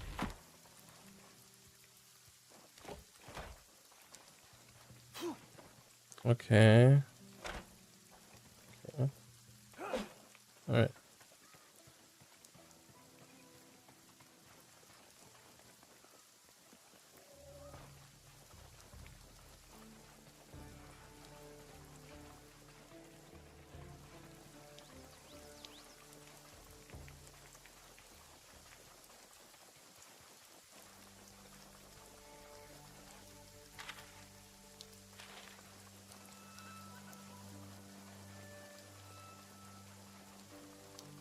All 4 face buttons on the back panels with the top 2 claw buttons being things like ping.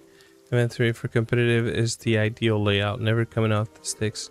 No, I get that. I get never coming off the sticks. I absolutely get that. And I still appreciate having more buttons, but I have yet to see a 4 button array that is as intuitive as the 2 back buttons. I'd say the closest to that is the paddles, but I'm pretty sure those are licensed. What's it called? Patented.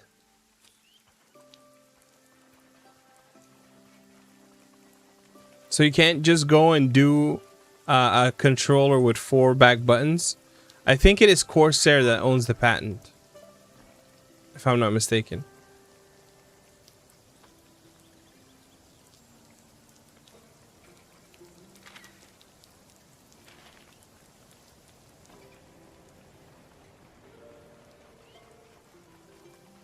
Okay, I need to find that. I need to find that entrance. Do I not have an entrance? Okay, I think I'm supposed to build one then.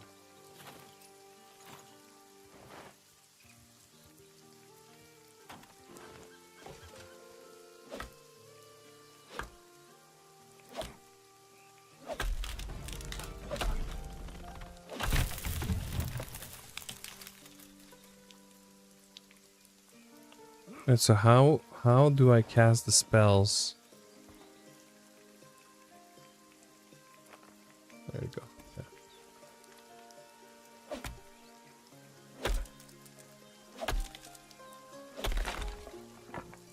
Yeah, like and it's not necessarily 4 back buttons.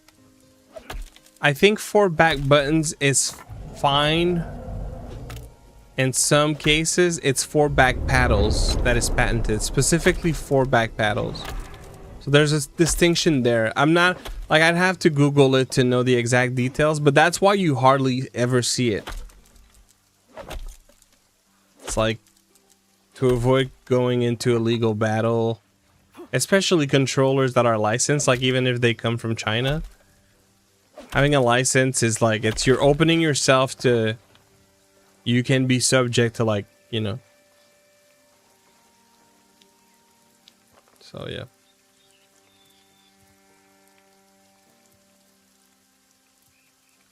Splinter, and where's the other one? It's not it.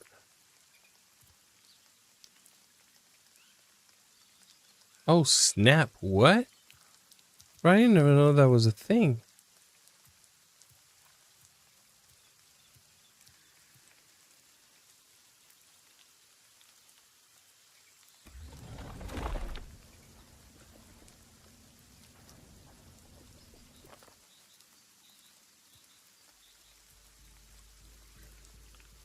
Bro, where's that other spell? I'm supposed to have a spell to break trees.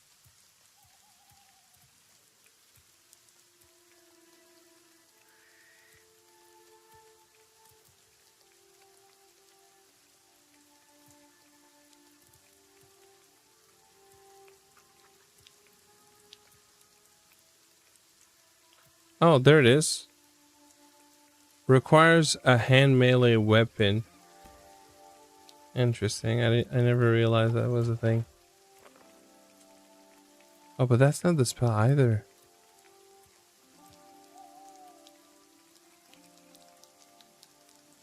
Bro, why am I not seeing the spell?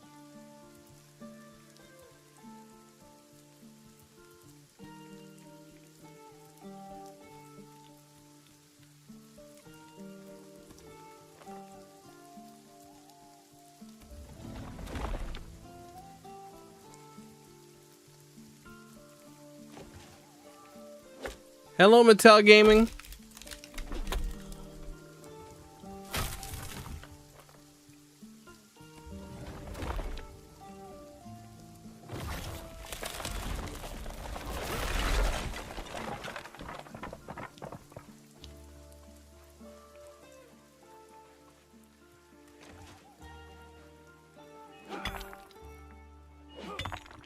Hey, GG's, bro.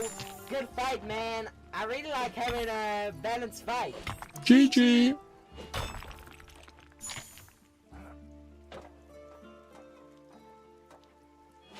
I don't know, man. I don't know. Like, I see a bunch of companies trying, and to me, 4 back buttons, like, it works. Okay, so here's the thing. When looking at competitive, right, especially, and it's not like I play a lot of competitive games anymore, but to me, it falls down to what's more important, speed or flexibility. And I feel like for competitive, especially in like the top tier, speed is better. And to me, 2 great back buttons is just, it's just faster. It's faster, it's more reliable, less mistakes. It doesn't affect your grip, because when you have 4 buttons, they take such a greater... I agree. That's why I still appreciate having a lot of buttons. But I firmly believe that when we're talking like COD, when we're talking Apex, when we're talking like really competitive nature, where, you know, your TTK is the most important thing, in my personal experience, 2 back buttons is better. And I'd rather have 2 back buttons and 2 buttons up top. Because as much as I like the convenience of 4 back buttons, I find that it takes away from the speed and the efficiency of those back buttons. It also makes it so that you might have to alter your grip a little bit. The way that the G7s are set up, I love it. Like the way that the G7 Pro did it, in my opinion, is peak. Absolute peak. For like, again, a competitive aspect, for just, you know, being speed, efficiency, absolute peak. I don't have the review yet, but I actually have the review, but it's not posted yet. But the this is a Leadjoy controller, which, man, Leadjoy, I feel like, I don't know. You know, I'm not gonna speak these things, but they have an interesting setup. They have an interesting setup where it's micro switch here, tactile there, and like you're supposed to nudge your fingers here, and you can sort of just swipe to do this button and then click this one. And this is one of the better setups I felt for the 4 back buttons, in terms of like being able to have your fingers on everything at the same time without having to like sacrifice the grip because of the lower buttons. This is one of the better setups. But realistically speaking, do I feel like I would be just as fast with this as I would be with something like that? No. At all. At all. This is just peak. Absolute peak. You know, there's also less travel time going up and down than going left and right. To me, that is the setup. And then your top buttons are so good.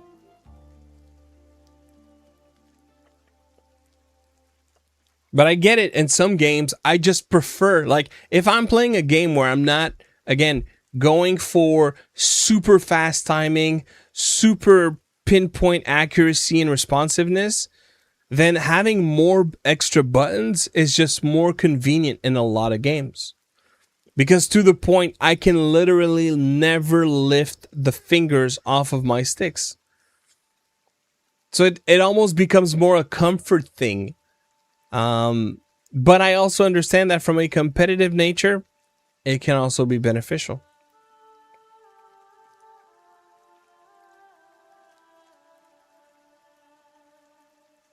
Yeah, for me, AK Aim Lab is unbeatable. At this point in time, it is... it's so good. But it's not the only option. And if there's one thing to be said, is I know that there's a lot of people that would rather have the 4 back buttons.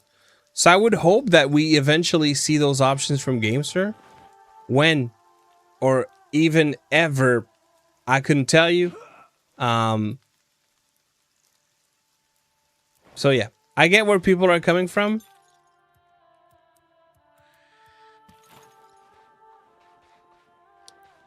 I guess what I'm trying to say is, you know, I feel like if people would have, if the average gamer would have reviewed over 100 controllers like I have, you would come to appreciate the 2-button array just as much, because it has a lot of benefits for it that I think people don't necessarily immediately realize. But realistically speaking, yeah, there are a lot of benefits. to the 2 buttons array. In my personal opinion.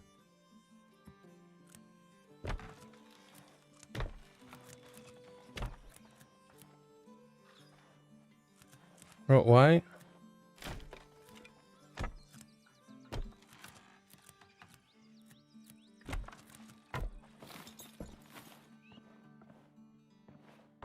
Oh. Well, I might as well just do that.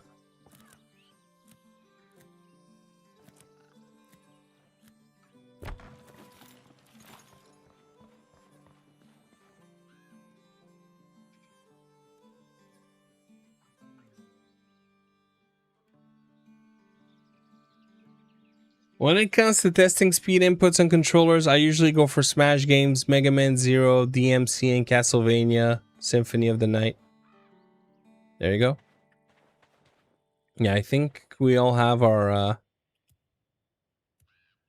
what's it called?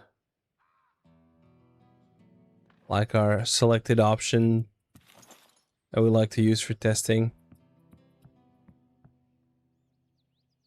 Just the way it should be. Is the way it shall be, bruh.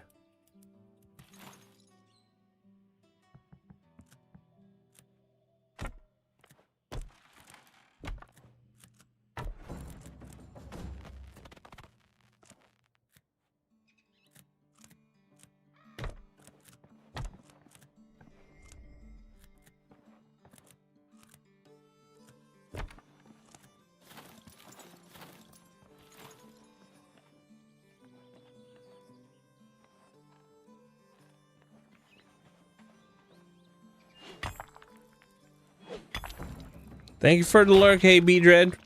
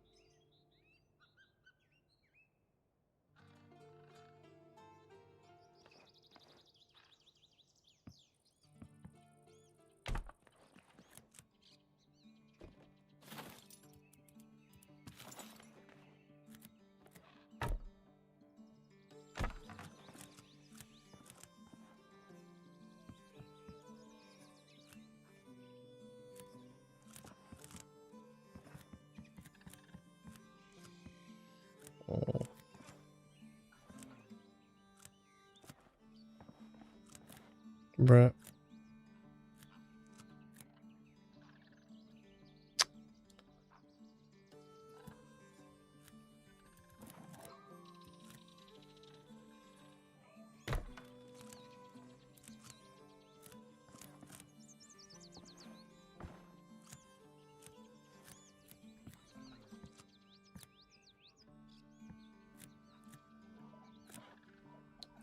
Man, it's so hard sometimes to hit the magnet.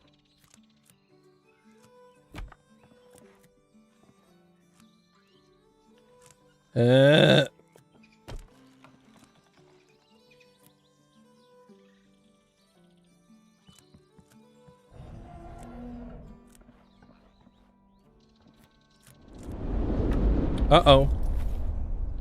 Uh-oh. You have a dragon flying above our heads.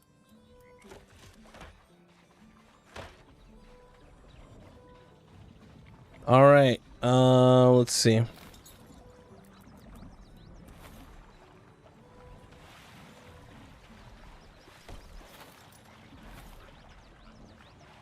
Not the best looking of placements, but this is what we'll work with for now.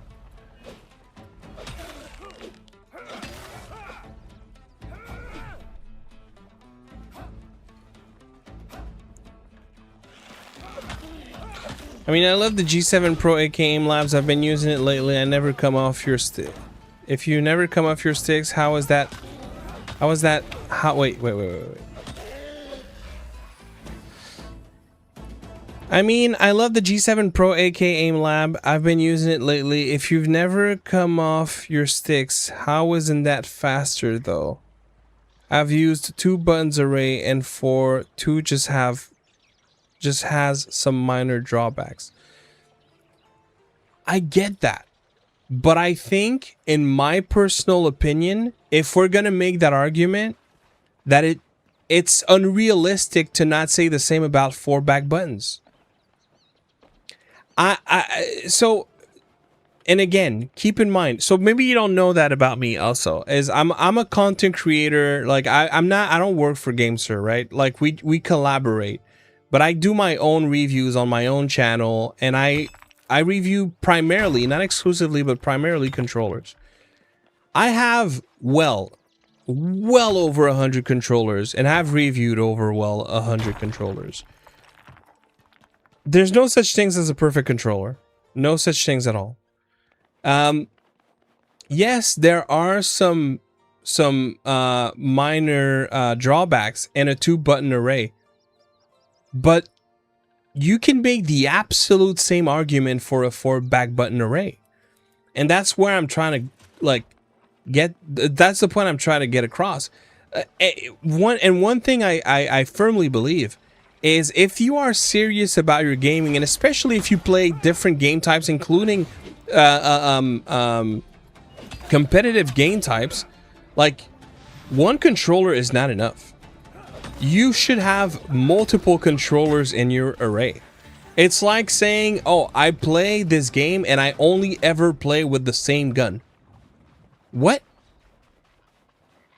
Like, okay, you want to master a close range weapon, you want to master a long range weapon, like, you want to have different options for the task at hand. And that's what I'm trying to get at, is I think sometimes people are too stuck on the element of you have more buttons, it's better. When it is true for some games, it is not true for every game. So with that in mind, back to what I was saying, would I like GameSir to have a 4-back buttons array? Absolutely, because they don't offer that yet. And the more the merrier, people can get what they want. But I firmly believe, if we are to have like a 4-back button array, like for example, what you have on the Steam controller, that is, you cannot convince me that this is better for competitive than a G7 Pro. And I'm not even talking about the latency, I'm not talking about the sticks, I'm not talking about the optical face buttons. I'm really exclusively talking about those 4-back buttons. You will not be as fast and as efficient and as precise with those 4-back buttons as you will with the 2-back buttons that you find on the G7s. I firmly believe that. But there are games when I will much prefer having those 4-back buttons, just because it's more convenient for that game. Or to your point, maybe you're playing a game where, you know, maybe you want to have like each of your perks on Call of Duty on all 4 of your back buttons and never have to touch the D-pad. This way you never remove your left thumb from your stick. I get that. But when speed, efficiency, precision is key, and you don't need all those 4 buttons,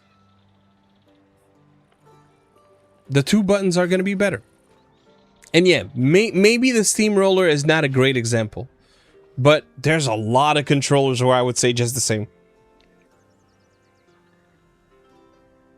The 4-back buttons on most FlyDigi controllers, they're good, but do I consider them to be better than 2? And it's not even the G7 Pro. Like, I don't want, I guess I might be creating a narrative that I'm not trying to say. It's not exclusively the G7s. It is controllers that have like very fast driven 2-back buttons. Okay. Then I can understand that. But like, you know, I'm going to use that as an example because I know that's a game that people often go back to. In my opinion, for a game like COD, you're better off with 2-back buttons. A game like Fortnite, I could understand why you want 4. You know, like it's gonna be game dependent. Game like Apex, that has one of the most aggressive TTKs in the entire scope of competitive gaming, I firmly believe that 2 back buttons are gonna be better. 100% believe that. But that's just me thing. You know, not everyone will feel the same. I honestly don't even use the back buttons on my Vader 5 Pro.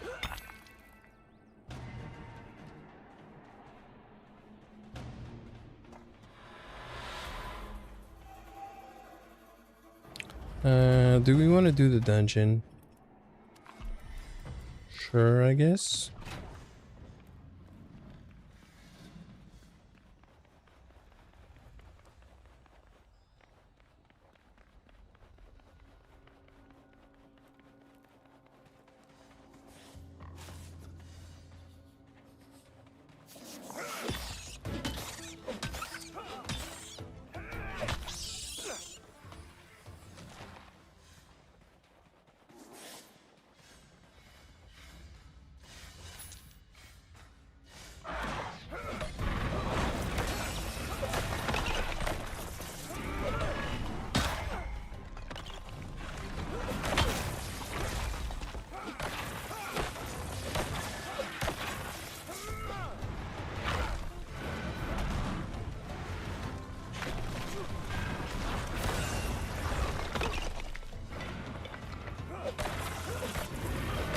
No, I don't think that. I mean, the V5 Pro has a very specific benefit, which is having those extra 2 buttons in the front. Like, again, like, it goes back to the point that I'm trying to make. And I think, genuinely, and you may not feel that way, but I think we do each other a disservice if we downplay different options just because it's not our option. I think that's toxic for the market, because if ever there's a like manufacturers out there that think, yeah, no, we're not gonna do that because the community that we cater to doesn't like that, then that means that you're shutting off a potential for growth, for experimental, for, you know, having more options. So to the point, the Vader 5 Pro, I love that it has 2 extra buttons in the front.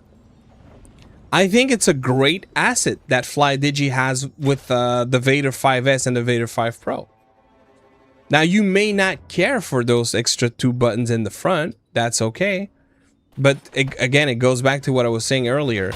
I think for anyone who's like serious about their gaming, whether it is competitive or just, you know, you like to play single player, but you like to challenge yourself, or you like to be efficient in your gaming, I think no one should only have 1 controller. Because there is, unfortunately, there is no such things. No, I know, but that's what I'm saying. Like, maybe that person doesn't care for the back buttons. There are other advantages, is what I'm trying to get across. Because to me, like, that sounds like what I was saying. Leaning on the more buttons equal better. It's not always the case. And I don't think the only advantage of the Vader 5 Pro is, oh, it has a lot of extra buttons. That's not only it. It has other benefits. And some of them being specifically that it has 2 front buttons, 2 extra front facing buttons. There's not a whole lot of options on the market that has, you know, that kind of benefit. It's so rare. Yeah, perfect controller is always going to be subjective. And that you know, that's fine. Like, we all have something that we will prefer. And that's why, like I keep saying, I want GameSir to do a 4 back button.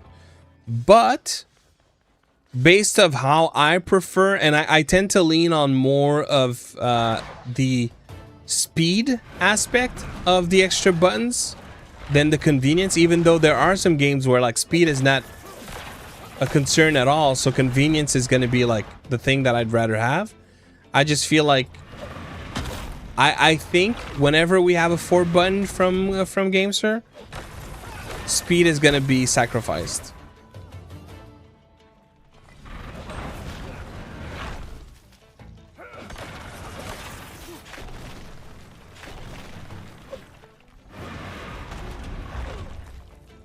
But if somehow they can come up with a system that it's not the case, then great.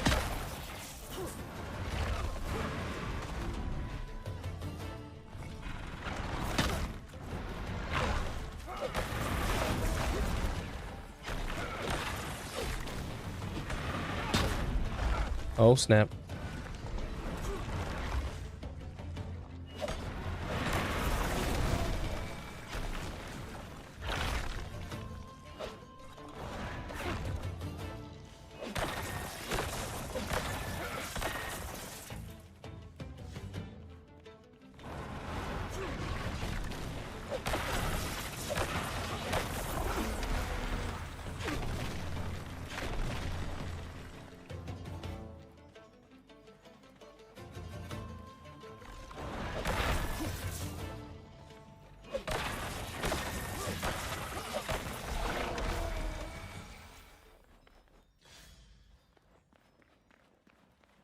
Yeah. Yeah, different strokes for different folks. Absolutely. 100%, bro. 100%.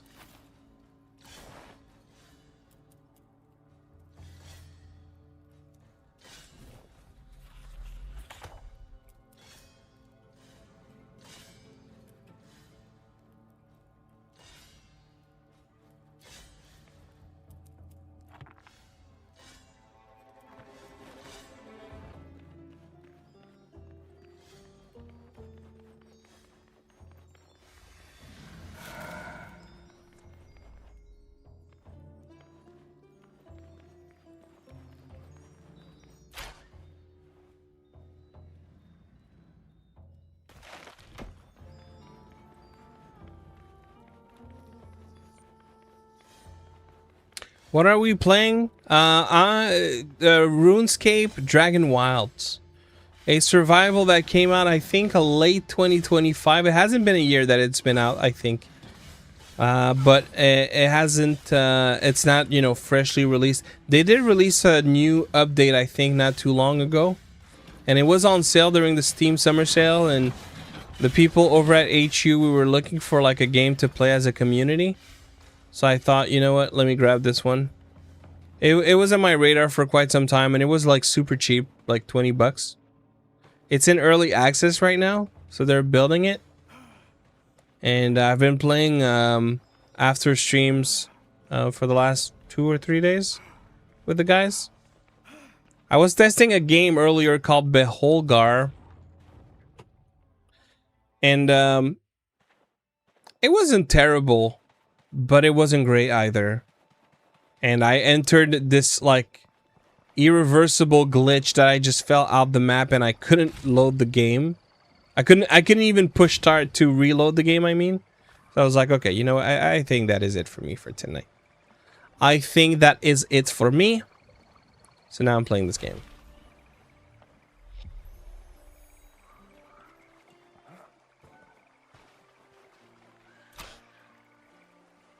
Full stack.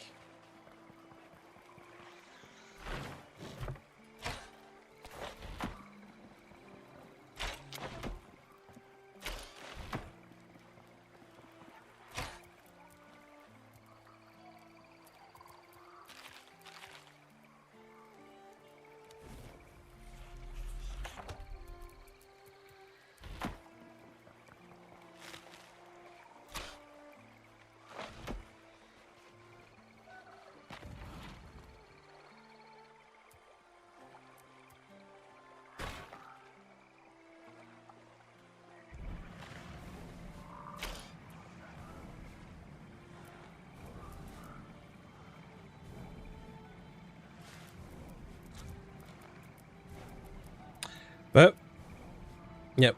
Make no mistakes, man. I'm not saying that there's no value to 4 back buttons. I know that there are. And I hope you get a GameSir controller with 4 back buttons. I hope we all get a GameSir controller with 4 back buttons.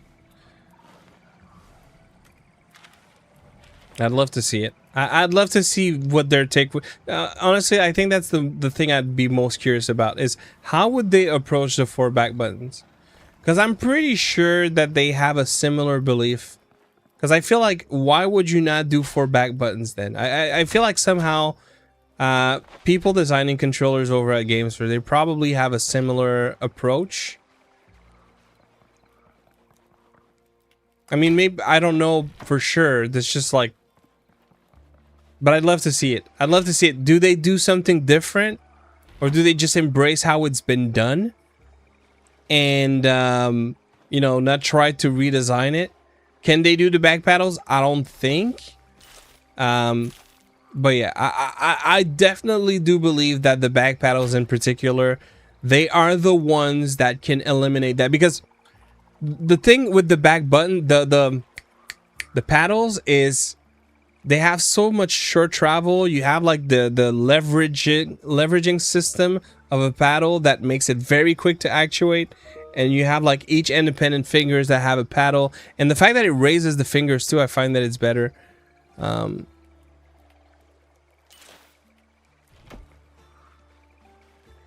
But I don't know that they can do back paddles. Who has the patent? I think it's Corsair. I kind of want to go see. It's challenging for ergonomics. It's challenging for speed. 4 back buttons is hard to pull, man. It's really, really hard to pull. And then there's also the fact that, so, okay, here's a fun fact. I don't know if they ever considered that, but you can move this finger independently for the most part. You can move this finger independently. This one, the ring finger, it makes your other fingers move. Like you have to hold it basically to be able to not. So when you're going like super fast, and the moment, and that's where like I go back to efficiency is. It's like saying, you know, it's like when you watch a video and you see someone that, I don't know, had a car coming their way and they froze. And we watch that video and we're like, yeah, if that was me, dude, I would have walked out of the danger. And we all want to believe that this is what we would do if we were in that situation. But for someone who has been in a situation like that, you don't know until you're in it. You truly do not know until you're in it. And I know this is like such a drastic example, but I think when it comes down to like super intense, high beating heart, like 1v1 battle in a competitive game, and you're thinking, oh, I will master it. Practice improves these situations for sure. But man, when the stress is high, to guarantee that you're gonna have like full motion on something that is literally impossible to do, it's more challenging than I think people realize. I bought that one. I never booted it. Shiny Dome piece. Bought it a couple of weeks ago, a couple of months ago even. So that's why, like, I find that the paddles, the way that they sort of like distance your fingers, they do overall a better job. But I don't think GameSir is going to be able to do paddles. I'm really curious. I'm like genuinely curious on how they would approach that.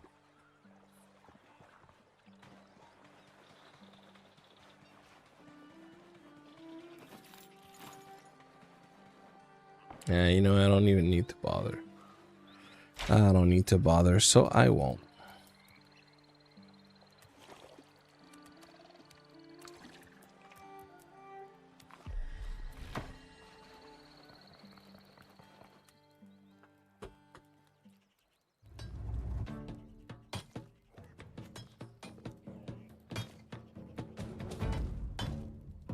It's on Game Pass? I didn't even know. Do you know their way? I know their way. I will show you their way.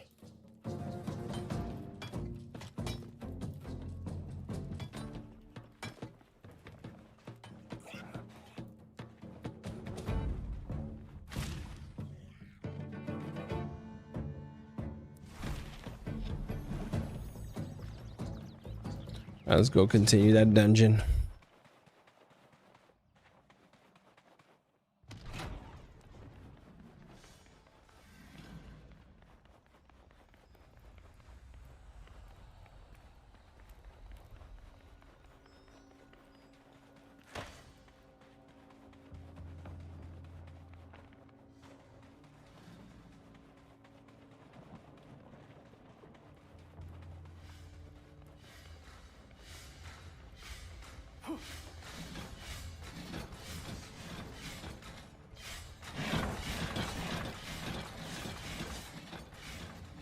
Oh, I never realized I didn't do the tin here.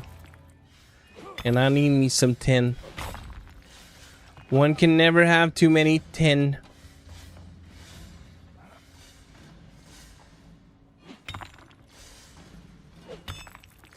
What? Spit on the queen, me brother. Why would I spit on the queen, me brother? Tarantula is so dog beep. I wish they released DualSense version. Yeah, it's kind of a hybrid between the PS4 controller and PS5. If you prefer the shape of the DualSense, you might not get what you want. So you were hoping for something that is a little more like curvy. And are you GameSir's official brand ambassador? Love your reviews. Thank you very much, Jack Left Town. Am I an official GameSir brand ambassador? I don't know if I would say that. No, because I think an ambassador has like a commitment to only speaking positively about the brand, right? And I very much love working with GameSir because I think they make great fine products. But I don't necessarily love all of their decisions, and they know that. And you know, I have spoken about that on their channel. But at the same time, am I an official streamer for GameSir? I am. I've been for 1.5 years. In fact, I started this whole channel for them. Not the YouTube one. I'm talking about the Switch one. The Twitch one, I'm sorry. I've built it from the ground up for them. You know, we built this community. Amazing community, really. And now there's another streamer also that streams on the channel, which is American Blood. He's a MLB and FPS player. And he's also worked with GameSir in the past. So yeah. I don't know. I feel like ambassador comes with a certain expectation of, you know, you're here to elevate.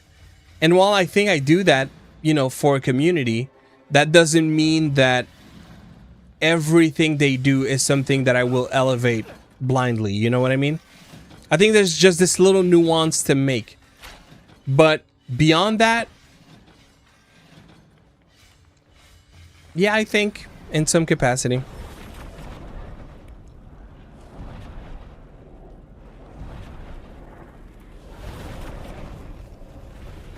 That's what they say on the meme, the form Knuckles running around like in the VR chat. Oh my god. VR chat is something else. They released a PS5 shaped one. So here's a fun fact about the Tarantula. Here's a fun fact. Beta, the GameSir CEO, designed this controller specifically because he basically like he found his passion for controllers and especially shooters, competitive shooters, using a PS4 controller and clawing. So this controller he designed after the PS4 controller while, you know, going in the direction of the DualSense. So that's why it's like somewhere in between. But he wanted to like keep the PS4 DNA a little more because that controller is designed 100% designed to claw. It is, and that's why you have like all these extra buttons, the buttons in the back. Like for him, it was like, let me see how I can have the absolute ludicrous amount of extra buttons by clawing on both sides. And that's the idea. That's where that controller came from. So yes, it is not exactly DualSense shape. It has the curves, you know, like it's more curvy like a DualSense than a PS4 controller, even though the PS4 was not as abrupt as like PS3 and before. but I would say to me it feels a little more curvy. But yeah, it is still more PS4 DNA than it is DualSense, so I get that. I do claw on the PS5 controller playing very high comp level COD and Apex. Well, I don't know. I think it would be interesting. I don't know if we'll see that at some point. But it would be interesting for sure. Like a controller that really caught me off guard, because I didn't expect it to be as good as it was the Hyperkin the Competitor, I think is what it's called, if I'm not mistaken. It's the one that is like, it's an Xbox licensed wired controller, but it has like very much the DualSense shape. It's a pretty fun controller, honestly. One that heavily caught me off guard. I ended up enjoying it, that controller, more than I thought I would.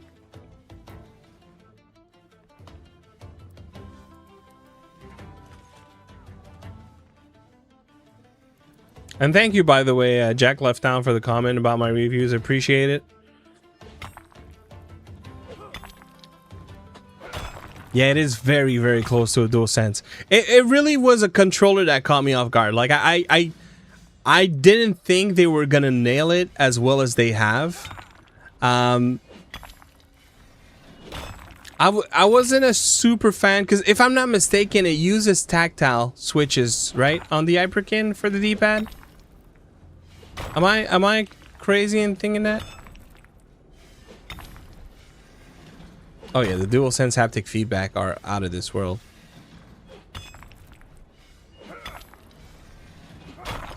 I actually bought the G7 Pro because I'm an Xbox guy. I wish it had been wireless. Oh dang, yeah. Yeah, no, indeed, it's not every models that are wireless, sadly. It was a licensing thing, but I think, genuinely, I think the success of those licensed controllers have opened up Microsoft to the point the T7 Pro Sugar Whirl is also a licensed controller that does have wireless on Xbox, and it is not, yeah, you know, like matched to a game. So I think Microsoft changed their policies. Same goes with the 8BitDo Ultimate 3. You know, that one too is wireless and not teamed after a game like the Rare Edition was, because Microsoft used to force that for wireless. It was like, okay, well, if you want to license wireless, it has to promote a game that is available on Xbox. So that's why we have like the Wu Chang edition for the G7 Pros, the Rare edition from 8BitDo. There's probably one or two more that I'm not thinking about in the moment, but I'm looking forward to the Ultimate 3. Had a booth at Evo and let people try it out. It looks like a phenomenal controller, but yeah, I don't know if I'll be reviewing this one.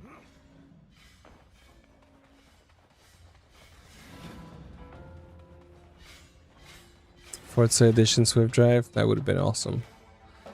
That would have been awesome. Everything is awesome. Everything is cool when you're part of a team. Everything is awesome. I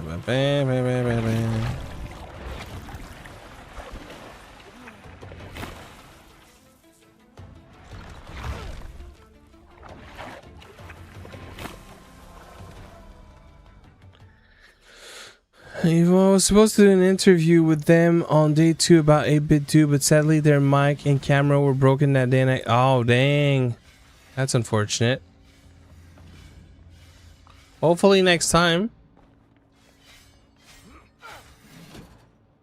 I like 8BitDo. I like that, you know, I appreciate that they have changed their approach recently to go for something that is more competitive driven. But I'm not gonna lie, I kind of liked before that they were more, you know, lifestyle, not so much about competitive and having all the extras and having the best latency and polling rate. And I appreciated that about them. Like, it's not every controller needs to be about, you know, peak latency and peak speeds and peak everything. Sometimes it's just about quality of life and you know, good value, great looks, you know, lifestyle, a lifestyle product.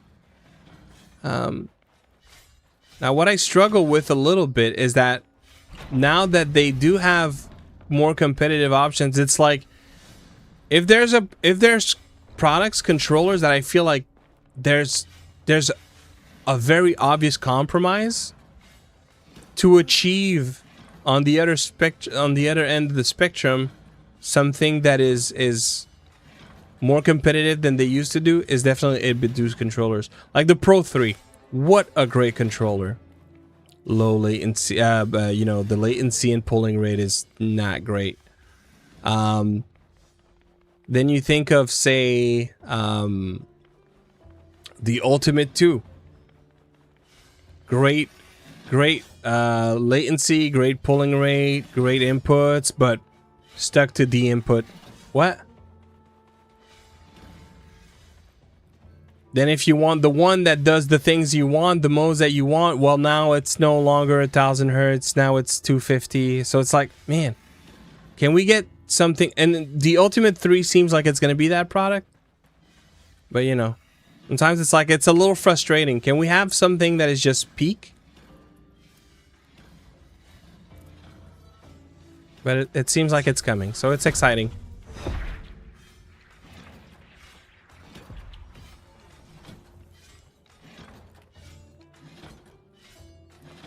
Oh, what am I? Oh, snap. What is that? No! Dang!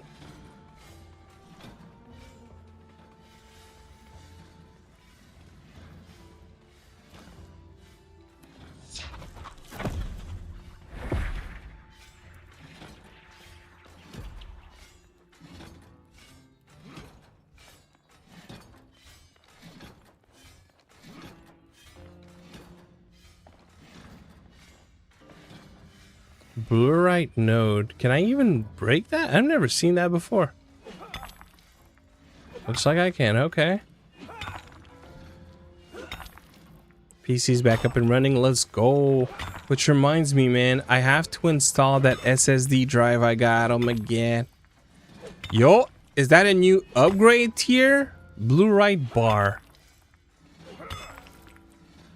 Thank you for the leg, shining down pace. Dude, that's one thing. That's something I gotta give credit to 8BitDo. If there is one company that have managed to like completely turn me around on their D-pad, especially a tactile D-pad, it is 8BitDo. I gotta give him credit there, cause like tactile D-pads, in my opinion, they're hard to pull off. Like they're very hard to pull off. And they had such a great membrane D-pad, and for them to move away from the membrane D-pad to go to a tactile, I was like, what? And man, the first tactile D-pads of 8BitDo sucked. It was not great. But they really tightened it a pretty great deal. And now, in my opinion, they have probably one of the best tactile D-pads in the entire market. Which, shockingly enough, is a D-pad that I would happily play with in many game types, including fighting games. They shocked me. Unfortunately, I do not have that controller, MG Rockwell. That's the Sega one, right? With the 6 buttons array?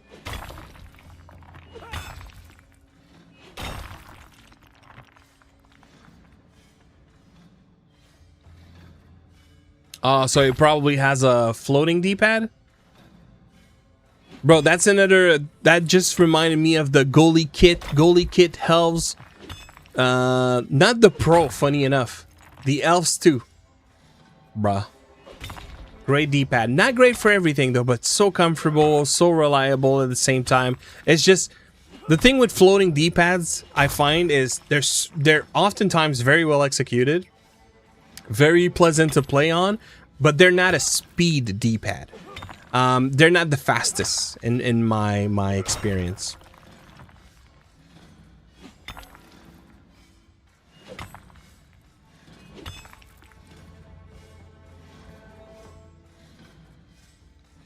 Okay, I see.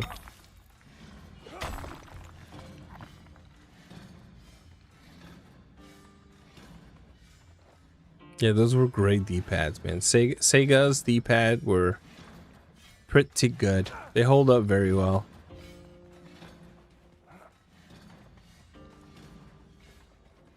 All right, let's go beat this boss. Oh, I didn't even realize there was something there. Wait.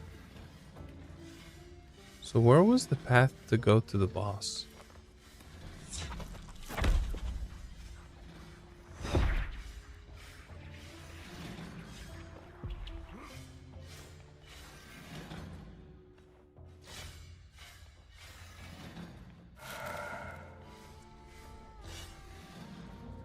Bro.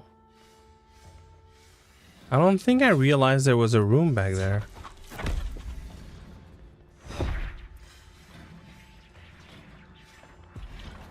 Oh, I'm so dumb.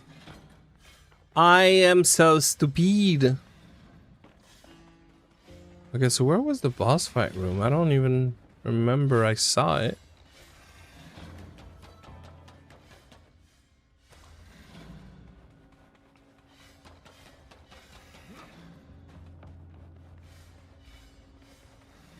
Oh, yeah, okay, now I remember. I fought the guy here.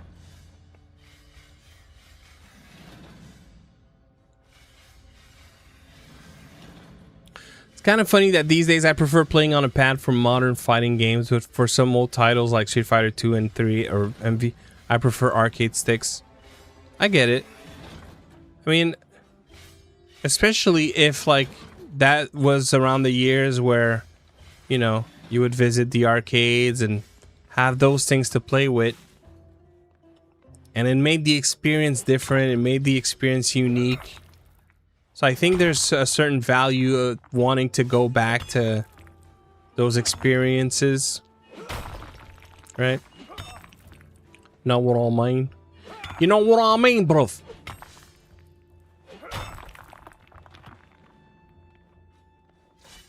You know what I mean, bro? Your throat feels dry. You could do with a drink of water. Well, here it is. Wait, oh, it's the room back there? Bro, that was risky. I could have died. The fall damage is pretty aggressive in this game.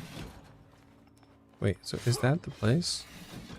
No, that's where I leave. It must be back there.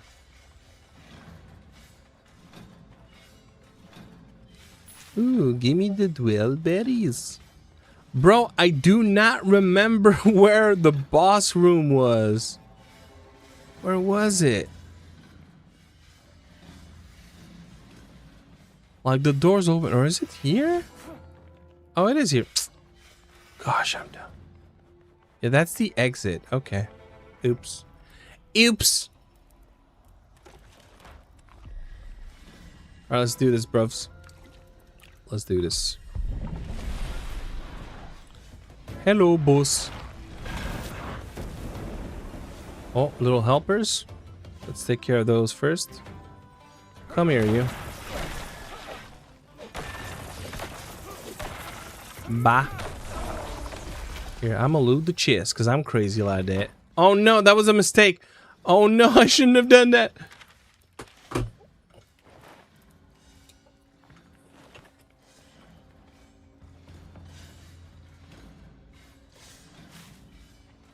Give me the dwell berries.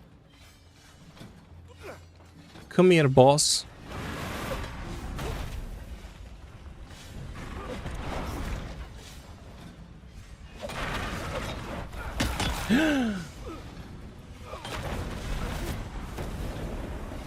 Nuh-uh.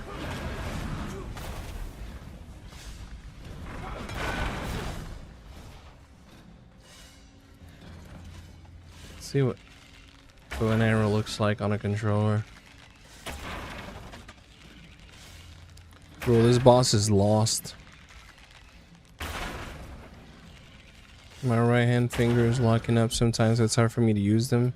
I have not played enough on arcade sticks to like use that Like, I use that for fun. I don't use that for like, okay, I'm trying to prove something, you know what I mean?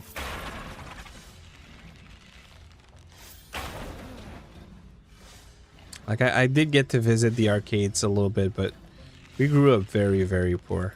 So, like, my opportunities to go to the arcade was fairly rare, even though it was a quarter. You know, it wasn't that expensive, but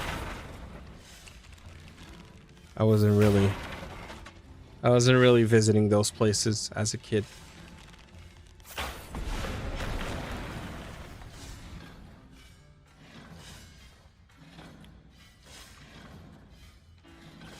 Okay, so stone.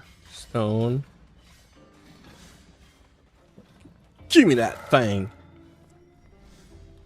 Ooh, a Wild Scout short bow. Yes, please.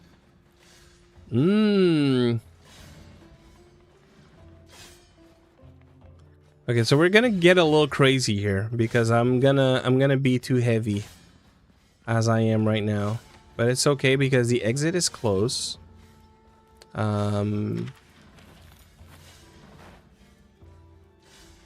Okay, I have both tin and copper, so we're gonna grab all of it. We're going to grab all of it. Or at least we're gonna try.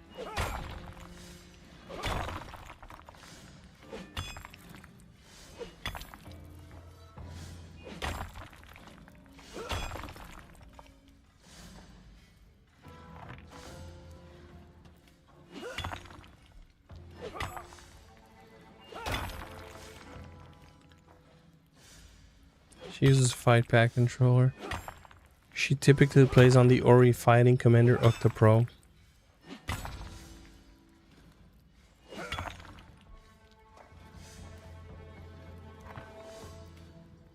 Thank you for the alert deadline from me. On an arcade stick someday. They're fun. Like, the thing is, man, every time I play with an arcade stick, I can't help but think someone, like for fighting games, right? And not every fighting games, but for the right ones, someone who trains like that, like, to me, it feels like the ceiling is just higher. And especially, I say arcade sticks, I should specify fight pads. Fight pads specifically. But they're something else, dude. They're not they're not easy to play with. They are something else. Like, not having a D-pad of any kind is... yeah. They are something else. But if you can learn to play with them, I firmly believe that it's a pretty compelling solution. Too expensive? Fair, I wouldn't disagree with that. The thing is, I know I like to use them. You know, I like to look at the technical aspect of them. But I know that this is like, you know, I'm at an age where, you know, for me, there needs to be like a certain level of fun that I get to experience. Like, you know, if I was young and esports was a thing and I was trying to go competitive, I would probably switch to those, you know, input solutions. But now it's more, I look at the technical aspect of them and I give the data so that people who want to go in that direction have the information they need to make a decision. But realistically speaking, I could never.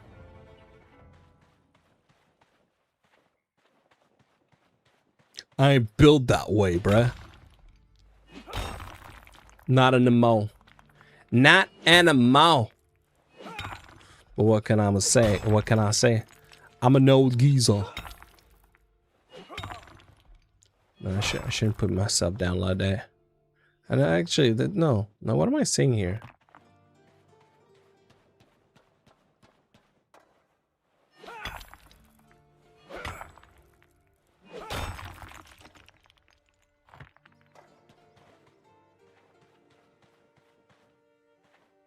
What is this?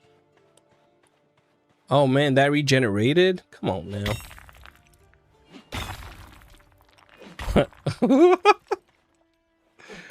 Damn, is 8-Ball trying to burn us both at the same time, Matt? What the heck?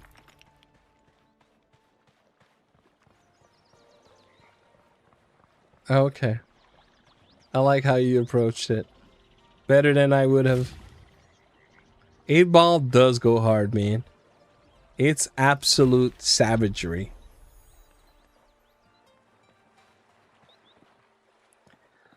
Absolute savagery.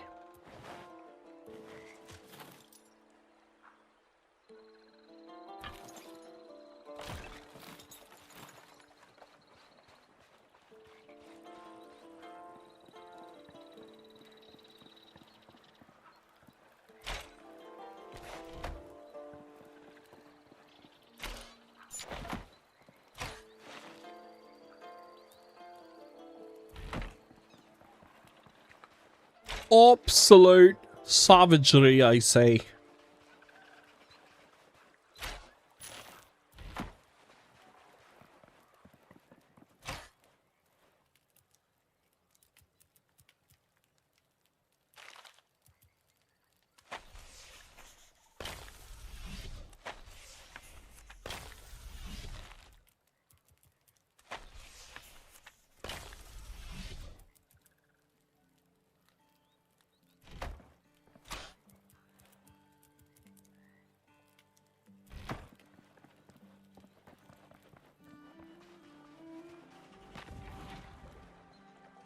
Okay. Now I need to look at that.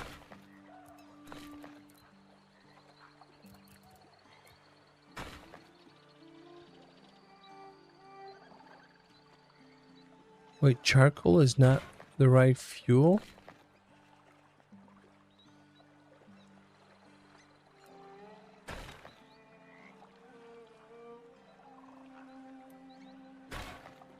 Okay, that was weird.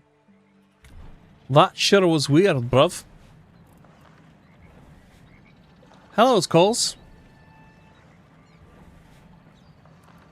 How you doing? Alright, what have I unlocked?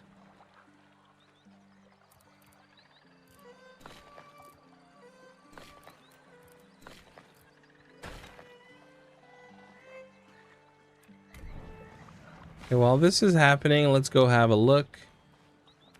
Armor bench. Ooh, paladin armor. Paladin plate body. Bruv. I need to be able to make that, but I don't think I can for now. Fletching bench. Ooh, baby! Increase draw speed? That sounds pleasant. I need to try this bow. I need to try this bow. I need to try this bow. Anti-dragon shield.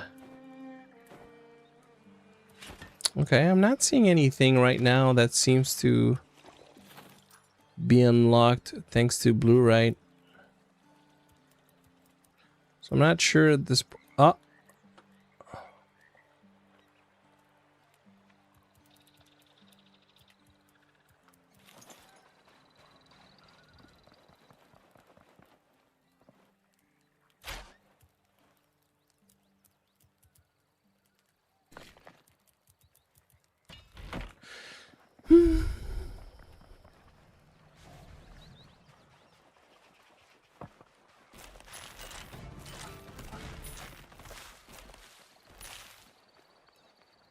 That's paid, okay.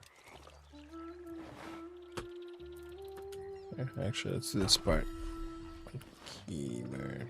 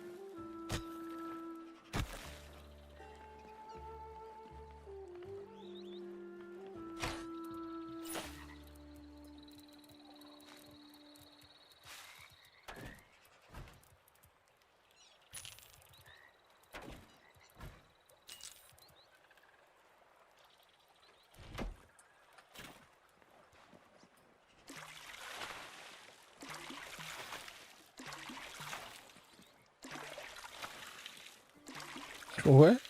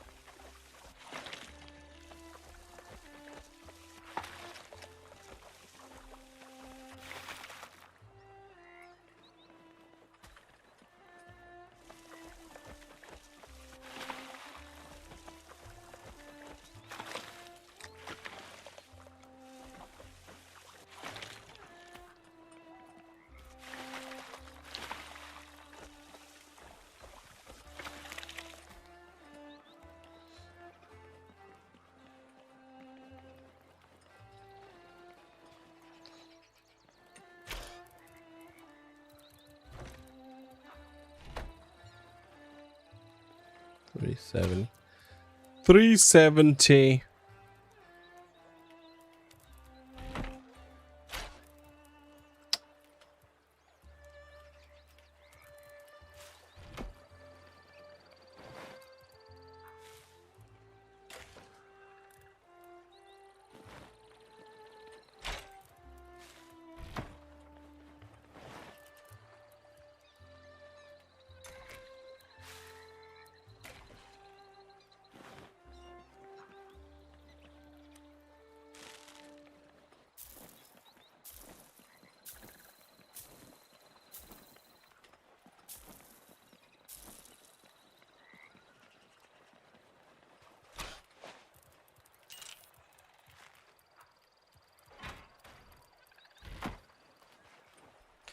All right. Clef, link your Discord. Hello, Oriane. How are you doing? 1 second. Look, my Discord.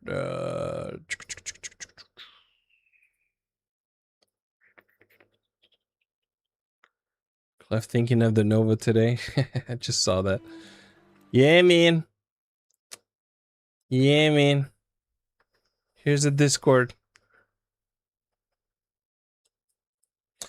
When I saw that picture that you dropped for BMX, there's this it's a manga. I never watched them. I never read the manga, but I did watch the anime because they had dubbed it on Netflix, and I think it's called One Up Girl, and I never know if they finished it. Bro, I loved that show. I think it's called One Up Girl. One Up Girl anime.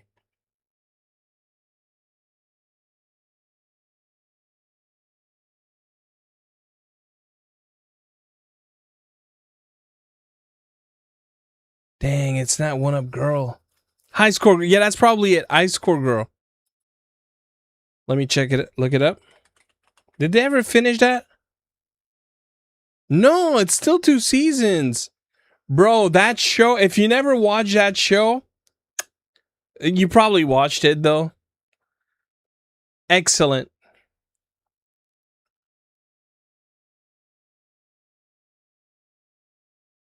I'm doing great, Skulls. Thank you for asking. Thank you for mentioning. I hope you're feeling great too. Dude, I loved watching that show, like especially with the whole nostalgia.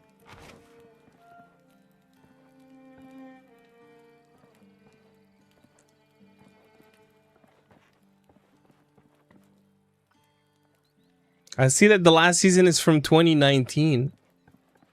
I know they had said that it was going to take a while till season 3, but I'm starting to think that it's never going to come. Which is unfortunate if so, because it was good. It was good, bruv. Really was. We are the world. We are the children.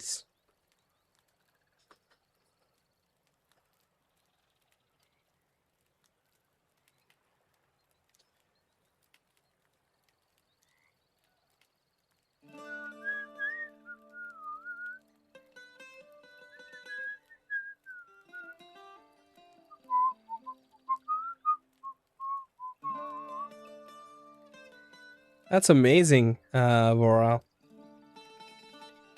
I'm gonna have to look it up.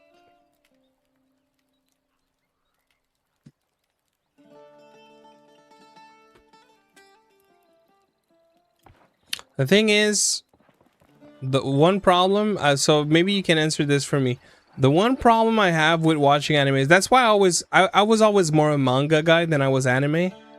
But I'll be honest, I haven't really like kept up with that. Sadly, not because I didn't like it, I loved it. It was more a time, you know, kind of thing. But one thing I cannot do is I cannot listen to a show. I cannot watch an anime that is subbed. It has to be dubbed because I don't watch something if I'm not doing something at the same time. I just don't. That's the one way that I can manage to watch things is if I can do something at the same time. So that's why like I can't watch subbed stuff. It has to be dubbed because in fact, I think that is probably what created the greatest riff. Oh man, that's unfortunate. Dude, I took a month of Crunchy. Like, that's literally what's made me stop watching anime a great deal. Was like, I was watching this anime that had been dubbed on Netflix. I don't remember what it was. Maybe it was Baki. I'm not sure. Or no. I think it was, man, it was a cooking anime. Anyways. And there was like a season after whatever was on Netflix was on Crunchyroll. So I take a month of Crunchyroll thinking, okay, nice. Like I'm just gonna continue the season. And it's gonna be an opportunity for me to catch up with a lot of shows. And then I found out that there's a lot of shows on Crunchyroll that are just subbed. They're not dubbed. And then I was like, sayonara, peace. Never look back. And that created a huge rift in my consumption of anime. Huge rift. And I get it, like the voices are better, the emotions are better. Like it has nothing to do with that. That I understand 100%. It's really more of a limitation on my lifestyle. Really, it's the only thing, I should say, even.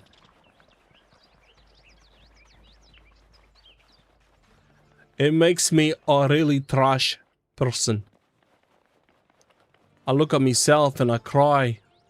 And I think to myself, why are you so trash, bruv? Ooh, I almost made a mistake. I almost made a mistake. But I didn't. Just almost. I didn't, though. Kind of sucks. Samurai Champloo. Great dub. I need to get back to it. I just... Yo.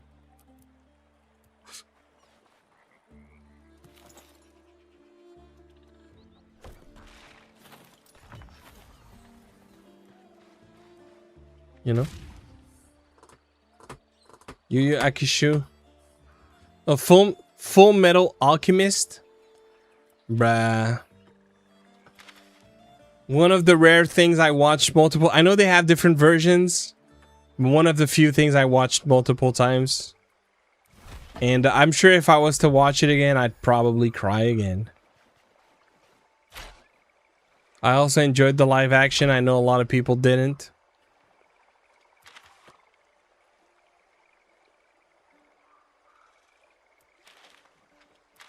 You see, like a lot of those animes that you guys are mentioning or mangas,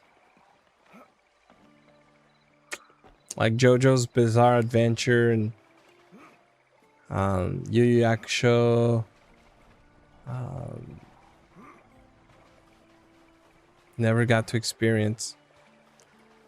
Like sometimes when I don't have nothing else to watch on Netflix, like I'll see one and I'll start it. But it hasn't happened in sometimes, if I'm being perfectly honest. So a lot of, you know, shows that pop in my feed on social media and I'm like, then that looks awesome. One day. And then I skip.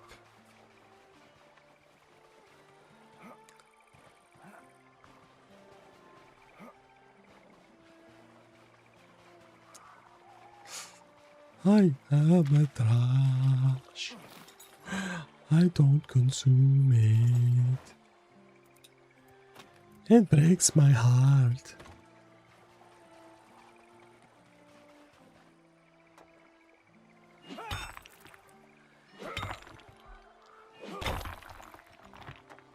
What? We can never be together, not because you're a rabbit, but because you're black. What? Bro, what is that from?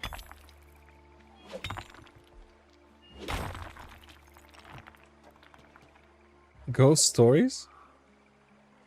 K-dramas? No. I don't know.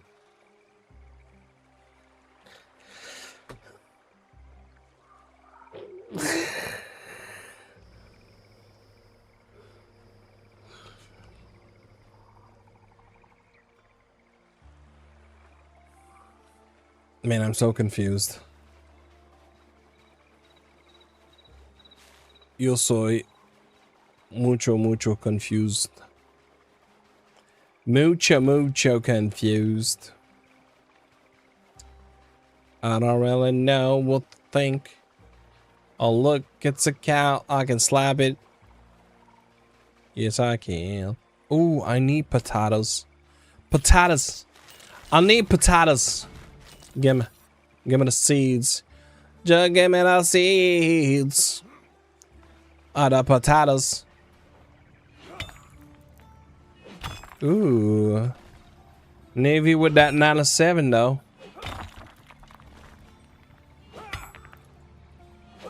Can't open the taco till after dinner. No. But you deserve a taco, bro. Why you gotta wait after dinner? You deserve the taco right now. Oh, slot finger. Are you gonna give me a cake recipe? Oi, you gonna give me a recipe, bruh? Bruh, you give me a recipe, I give you nothing? What? What?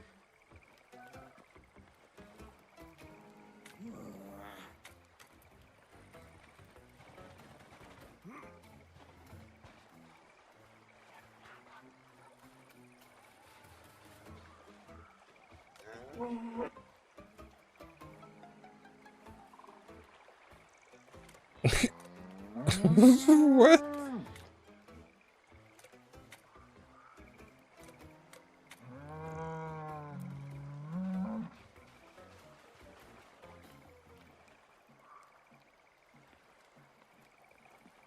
Oh no, I just saw.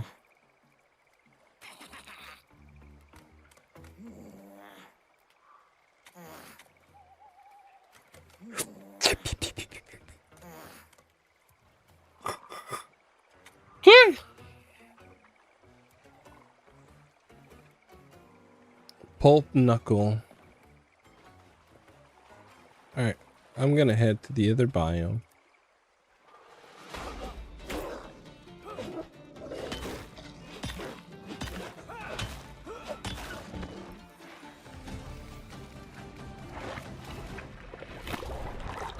Uh-oh. This is not good. This is not good. These little effers, they explode. Like that.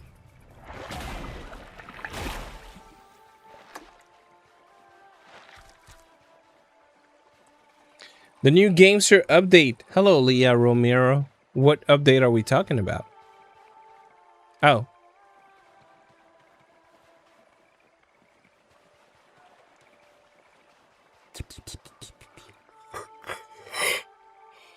The first game I'm playing with my taco is going to be Mario Mun. I'm excited for you to have it.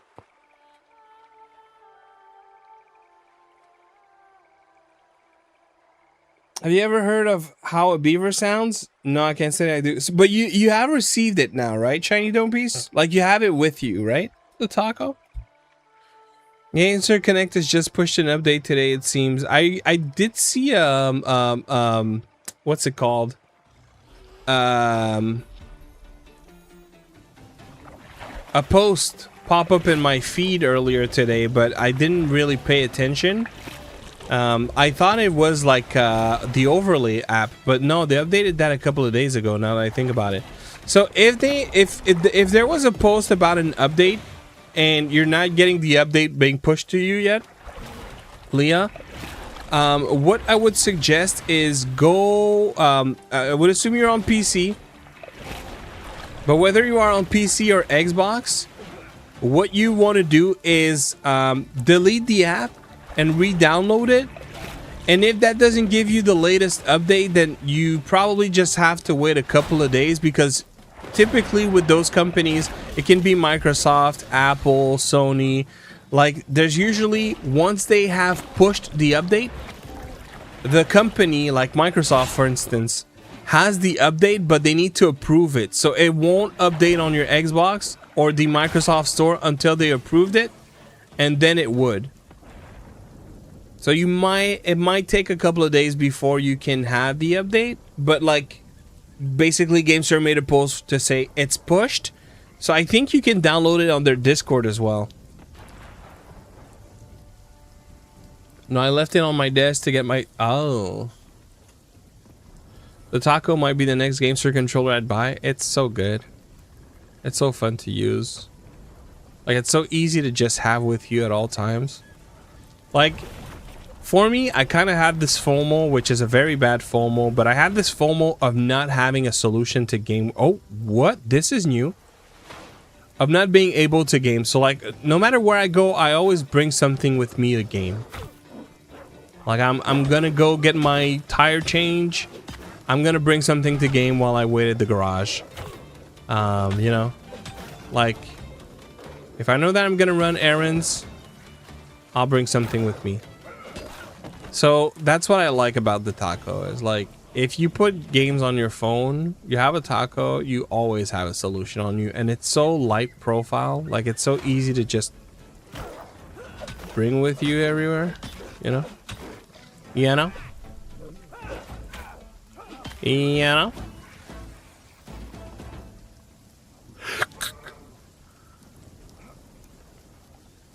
Hi.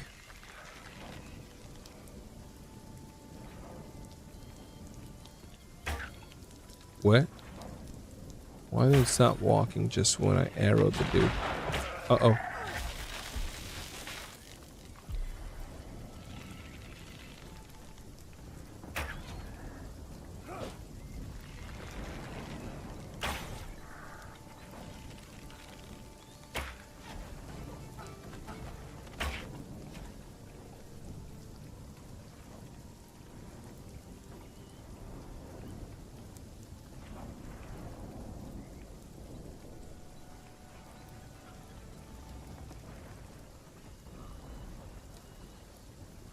I miss doing street passes randomly, right? Bro, I used to love that thing, and then unlocking the puzzles. I used to absolutely love that thing. And I don't know where my 3DS that like has all those things is. I have like my, you know, my... I have, I think, 3DS. I have a 3DS XL that I know for sure. I have the like version 1 3DS, but that was my brother's. Mine, I don't know where it is. And I wonder if I just ended up selling it at some point.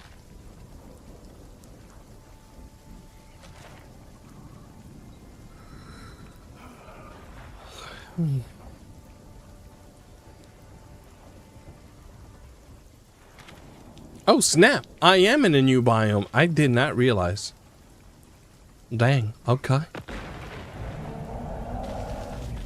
Uh-oh.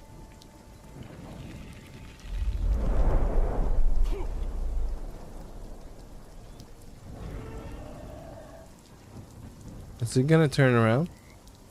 It better not. I would. Oh! Wait, we have 2 new materials here.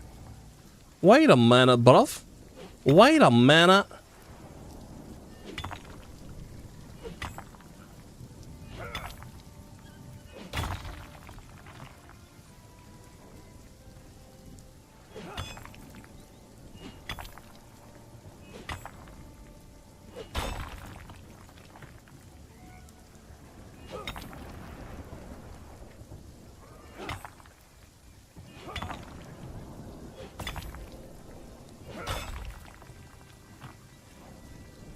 Granite.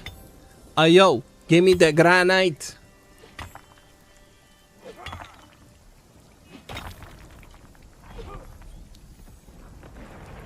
Oh. Okay, that is stone.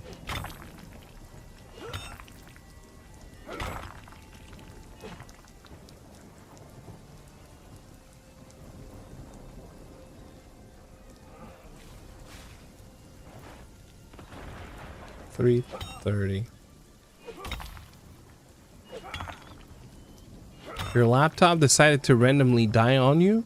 Like proper die? Yo, that sucks big time if so. I hope you're just talking about like the battery die kind of thing. And I just realized I killed a couple of sheeps earlier. I never went to collect their materials, have I? Oh, they're rams. I didn't realize. Oh, this guy's like, yo, dude, I'm gonna make you say my name. You wanna assault me like that? I'm gonna make you say my name, bruv.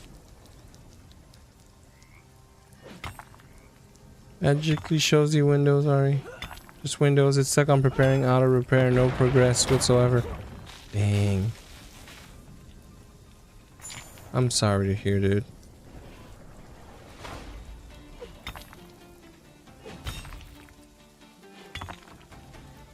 I have one of the mini PCs I want to sell. Not mini PCs, handheld PCs, I'm sorry.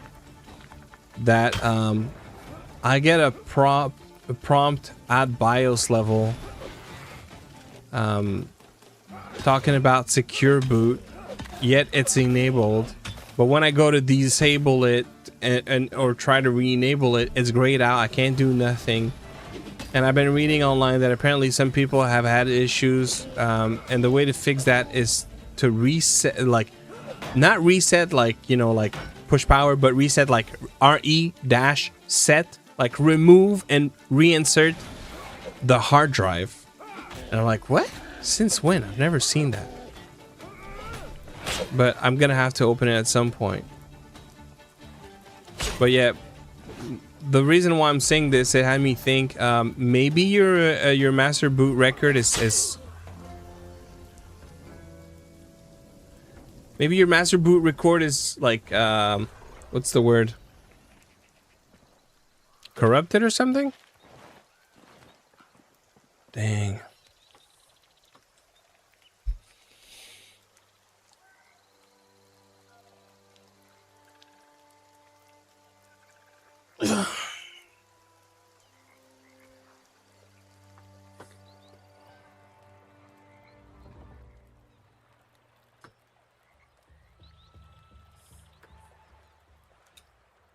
Randomly got a blue screen and now it's like this. And whenever you try to recover using the, you know, the Windows recovery, it just stays stuck on the auto repair without bringing progress to completion, right? Is what you're saying?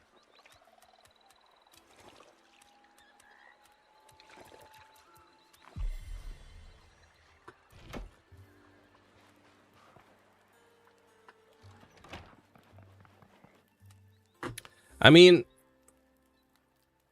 yeah, the part that sucks with that, some dude, is that it sounds like, I don't know if you have important files on there, but you have two options. Option number 1 is you have to remove your drive off of your laptop, which might not be easy, and connect the drive on another computer, or have like a type C, you know, NVMe. I would assume it's an NVMe drive, or like one of those, you know, mini HD connectors, and just connect it to another PC, like from a friend, or if you have another one that you can transfer your files and at least recover some of the files. Or option number 2, thank you for the follow, Weefang. Let's go. Option number 2 obviously is getting a bootable type C, or not a bootable type C, just a bootable USB drive, so that you can reinstall Windows. But you might not be able to fix your file system to be able to like just reinstall and not lose your files. You might have to do a full wipe, so you might lose your files, and that's the part that sucks. They announced a giveaway in the Discord. Let's go.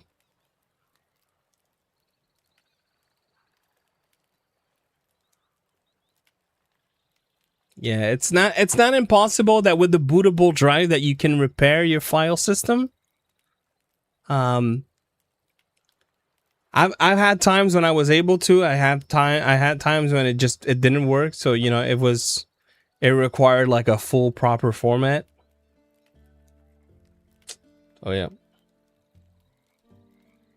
Hopefully, you know. Hopefully. All right, I'm gonna go recover my corpse. I'm gonna do that KB plus M though, but I'm gonna go recover my corpse, and I think I'm gonna call it for the night. I'm a little tired, no lie.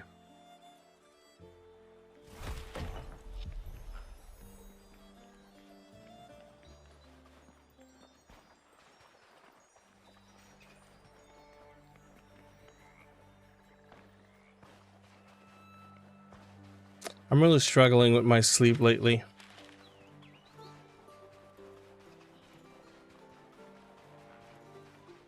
Either way, I'd have to take this to a repair shop. I don't have a second PC nor a flash drive with a bootable.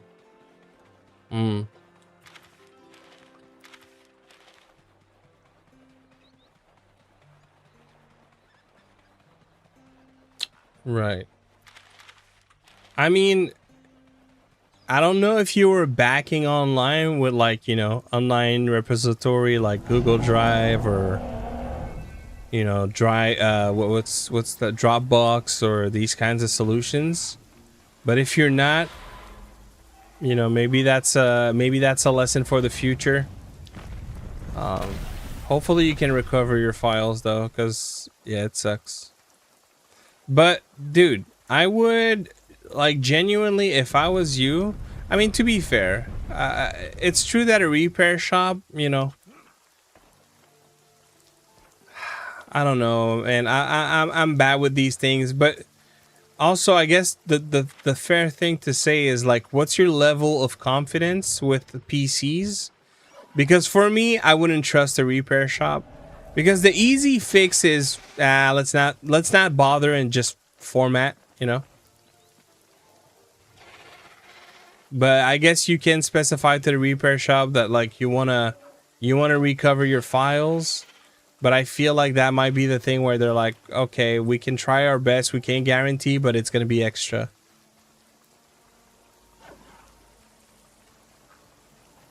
Because it genuinely might be a more timely process to try to do that, you know? And it begs the question, like, are they gonna do it?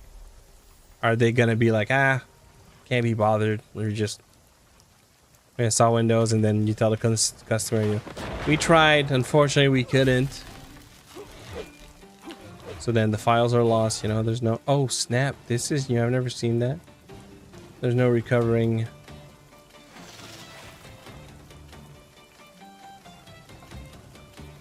Well, no, it's not a dumb presentation. If you worked on it, I get it.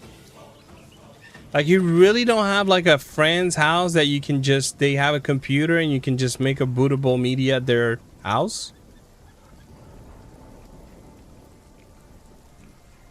Making a bootable media is not hard at all. Like it's very like, you know, download this, run the executable, click here.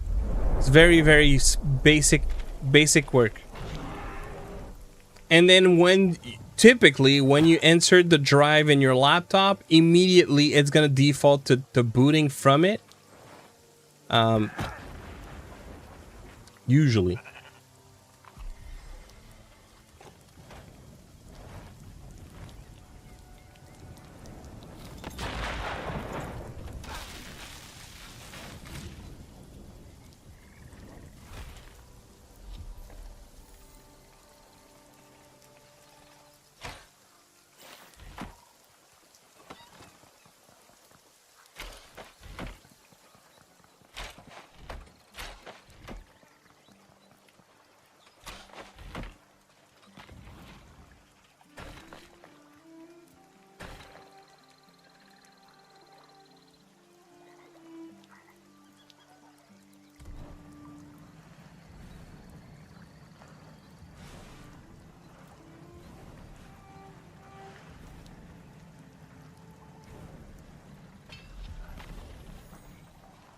Loom harness.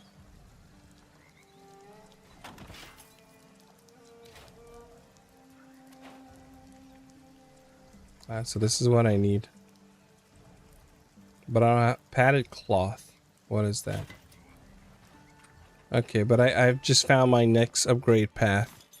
Exciting! Then I have this loom harness and this grindstone. I need 6 iron bars. Okay, and loom harness, another 4. Okay. Well, I'm gonna be in for a while.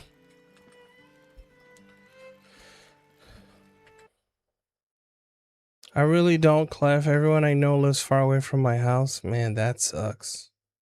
I have an extra flash drive lying around to make a boot from, and even then I need another PC for that. No, that's fair.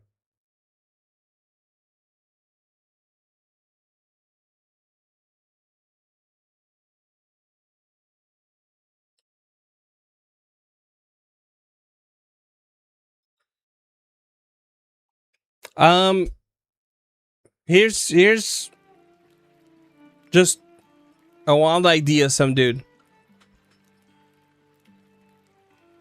You have a phone, right? Either an iPhone or an Android phone.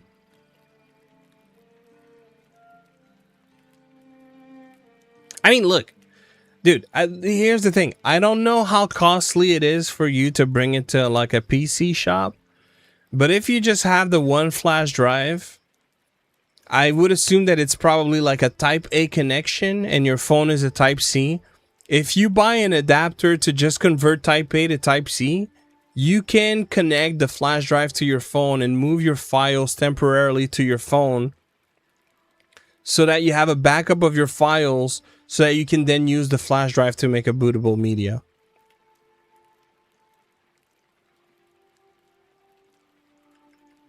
Better yet, I didn't even know that you could do that, Matt, but that makes sense.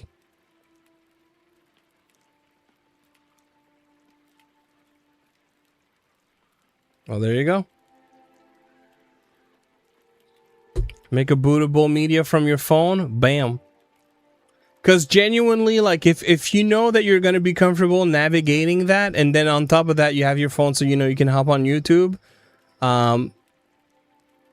it's super simple. It really is. I've never done it on phones, mind you, but it's really super simple. You download the image, you download something to make the bootable media, you say what the image is, you click start, you wait a couple of minutes, boom, you have your drive. Then you plug in your drive in your laptop, and then it should immediately boot from the drive. If for some reason it doesn't, when you boot your PC, you want to smash the delete key. Thank you for the follow, not single hand controller. Thank you for the follow.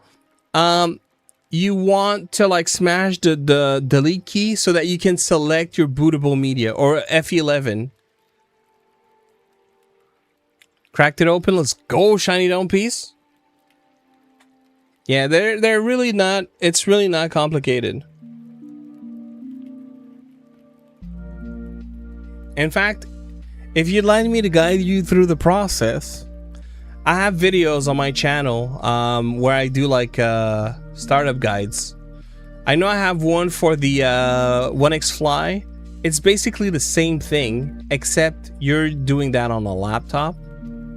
But there's a lot of guides online for that. It's really like, if you feel more comfortable following someone doing it with you, it's really simple. Man, that purple is just so good looking too. Etch droid. Yeah, no, bootable drives are not hard to do. The only thing, bro, is you gotta be patient. Like, this is not a process that you try to rush. And what I mean by that is, you know, like, just let the system install its files. You know, don't be impatient with it.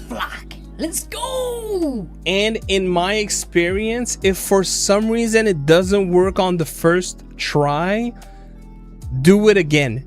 Like, and what I mean by that is do the bootable media again, because sometimes every now and then there's like lost packets when the bootable media is being made, and it's gonna make the progress bar stay stuck. It's rare, but it happens. So if it happens, don't worry. Just redo the thing. You know, it's just a timely process.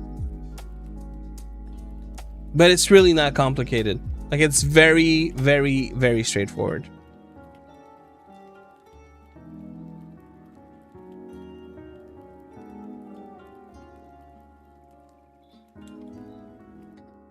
All right, guys. I'm gonna call it 30 minutes early tonight. I'm gonna go relax a little bit, and we'll be back tomorrow. Tomorrow we're gonna try a different game. I don't think I'll be going back to Beholgar. It was nice to try and showcase, but it was good with that one time. All right, my dudes, thank you very much, Navy Spark. Heck yeah, Voral, Frades, Brad Tan. Thank you, everybody. Thank you. Y'all have a good night. Don't let the bugs bite, and I'll see you tomorrow, bro. Peace.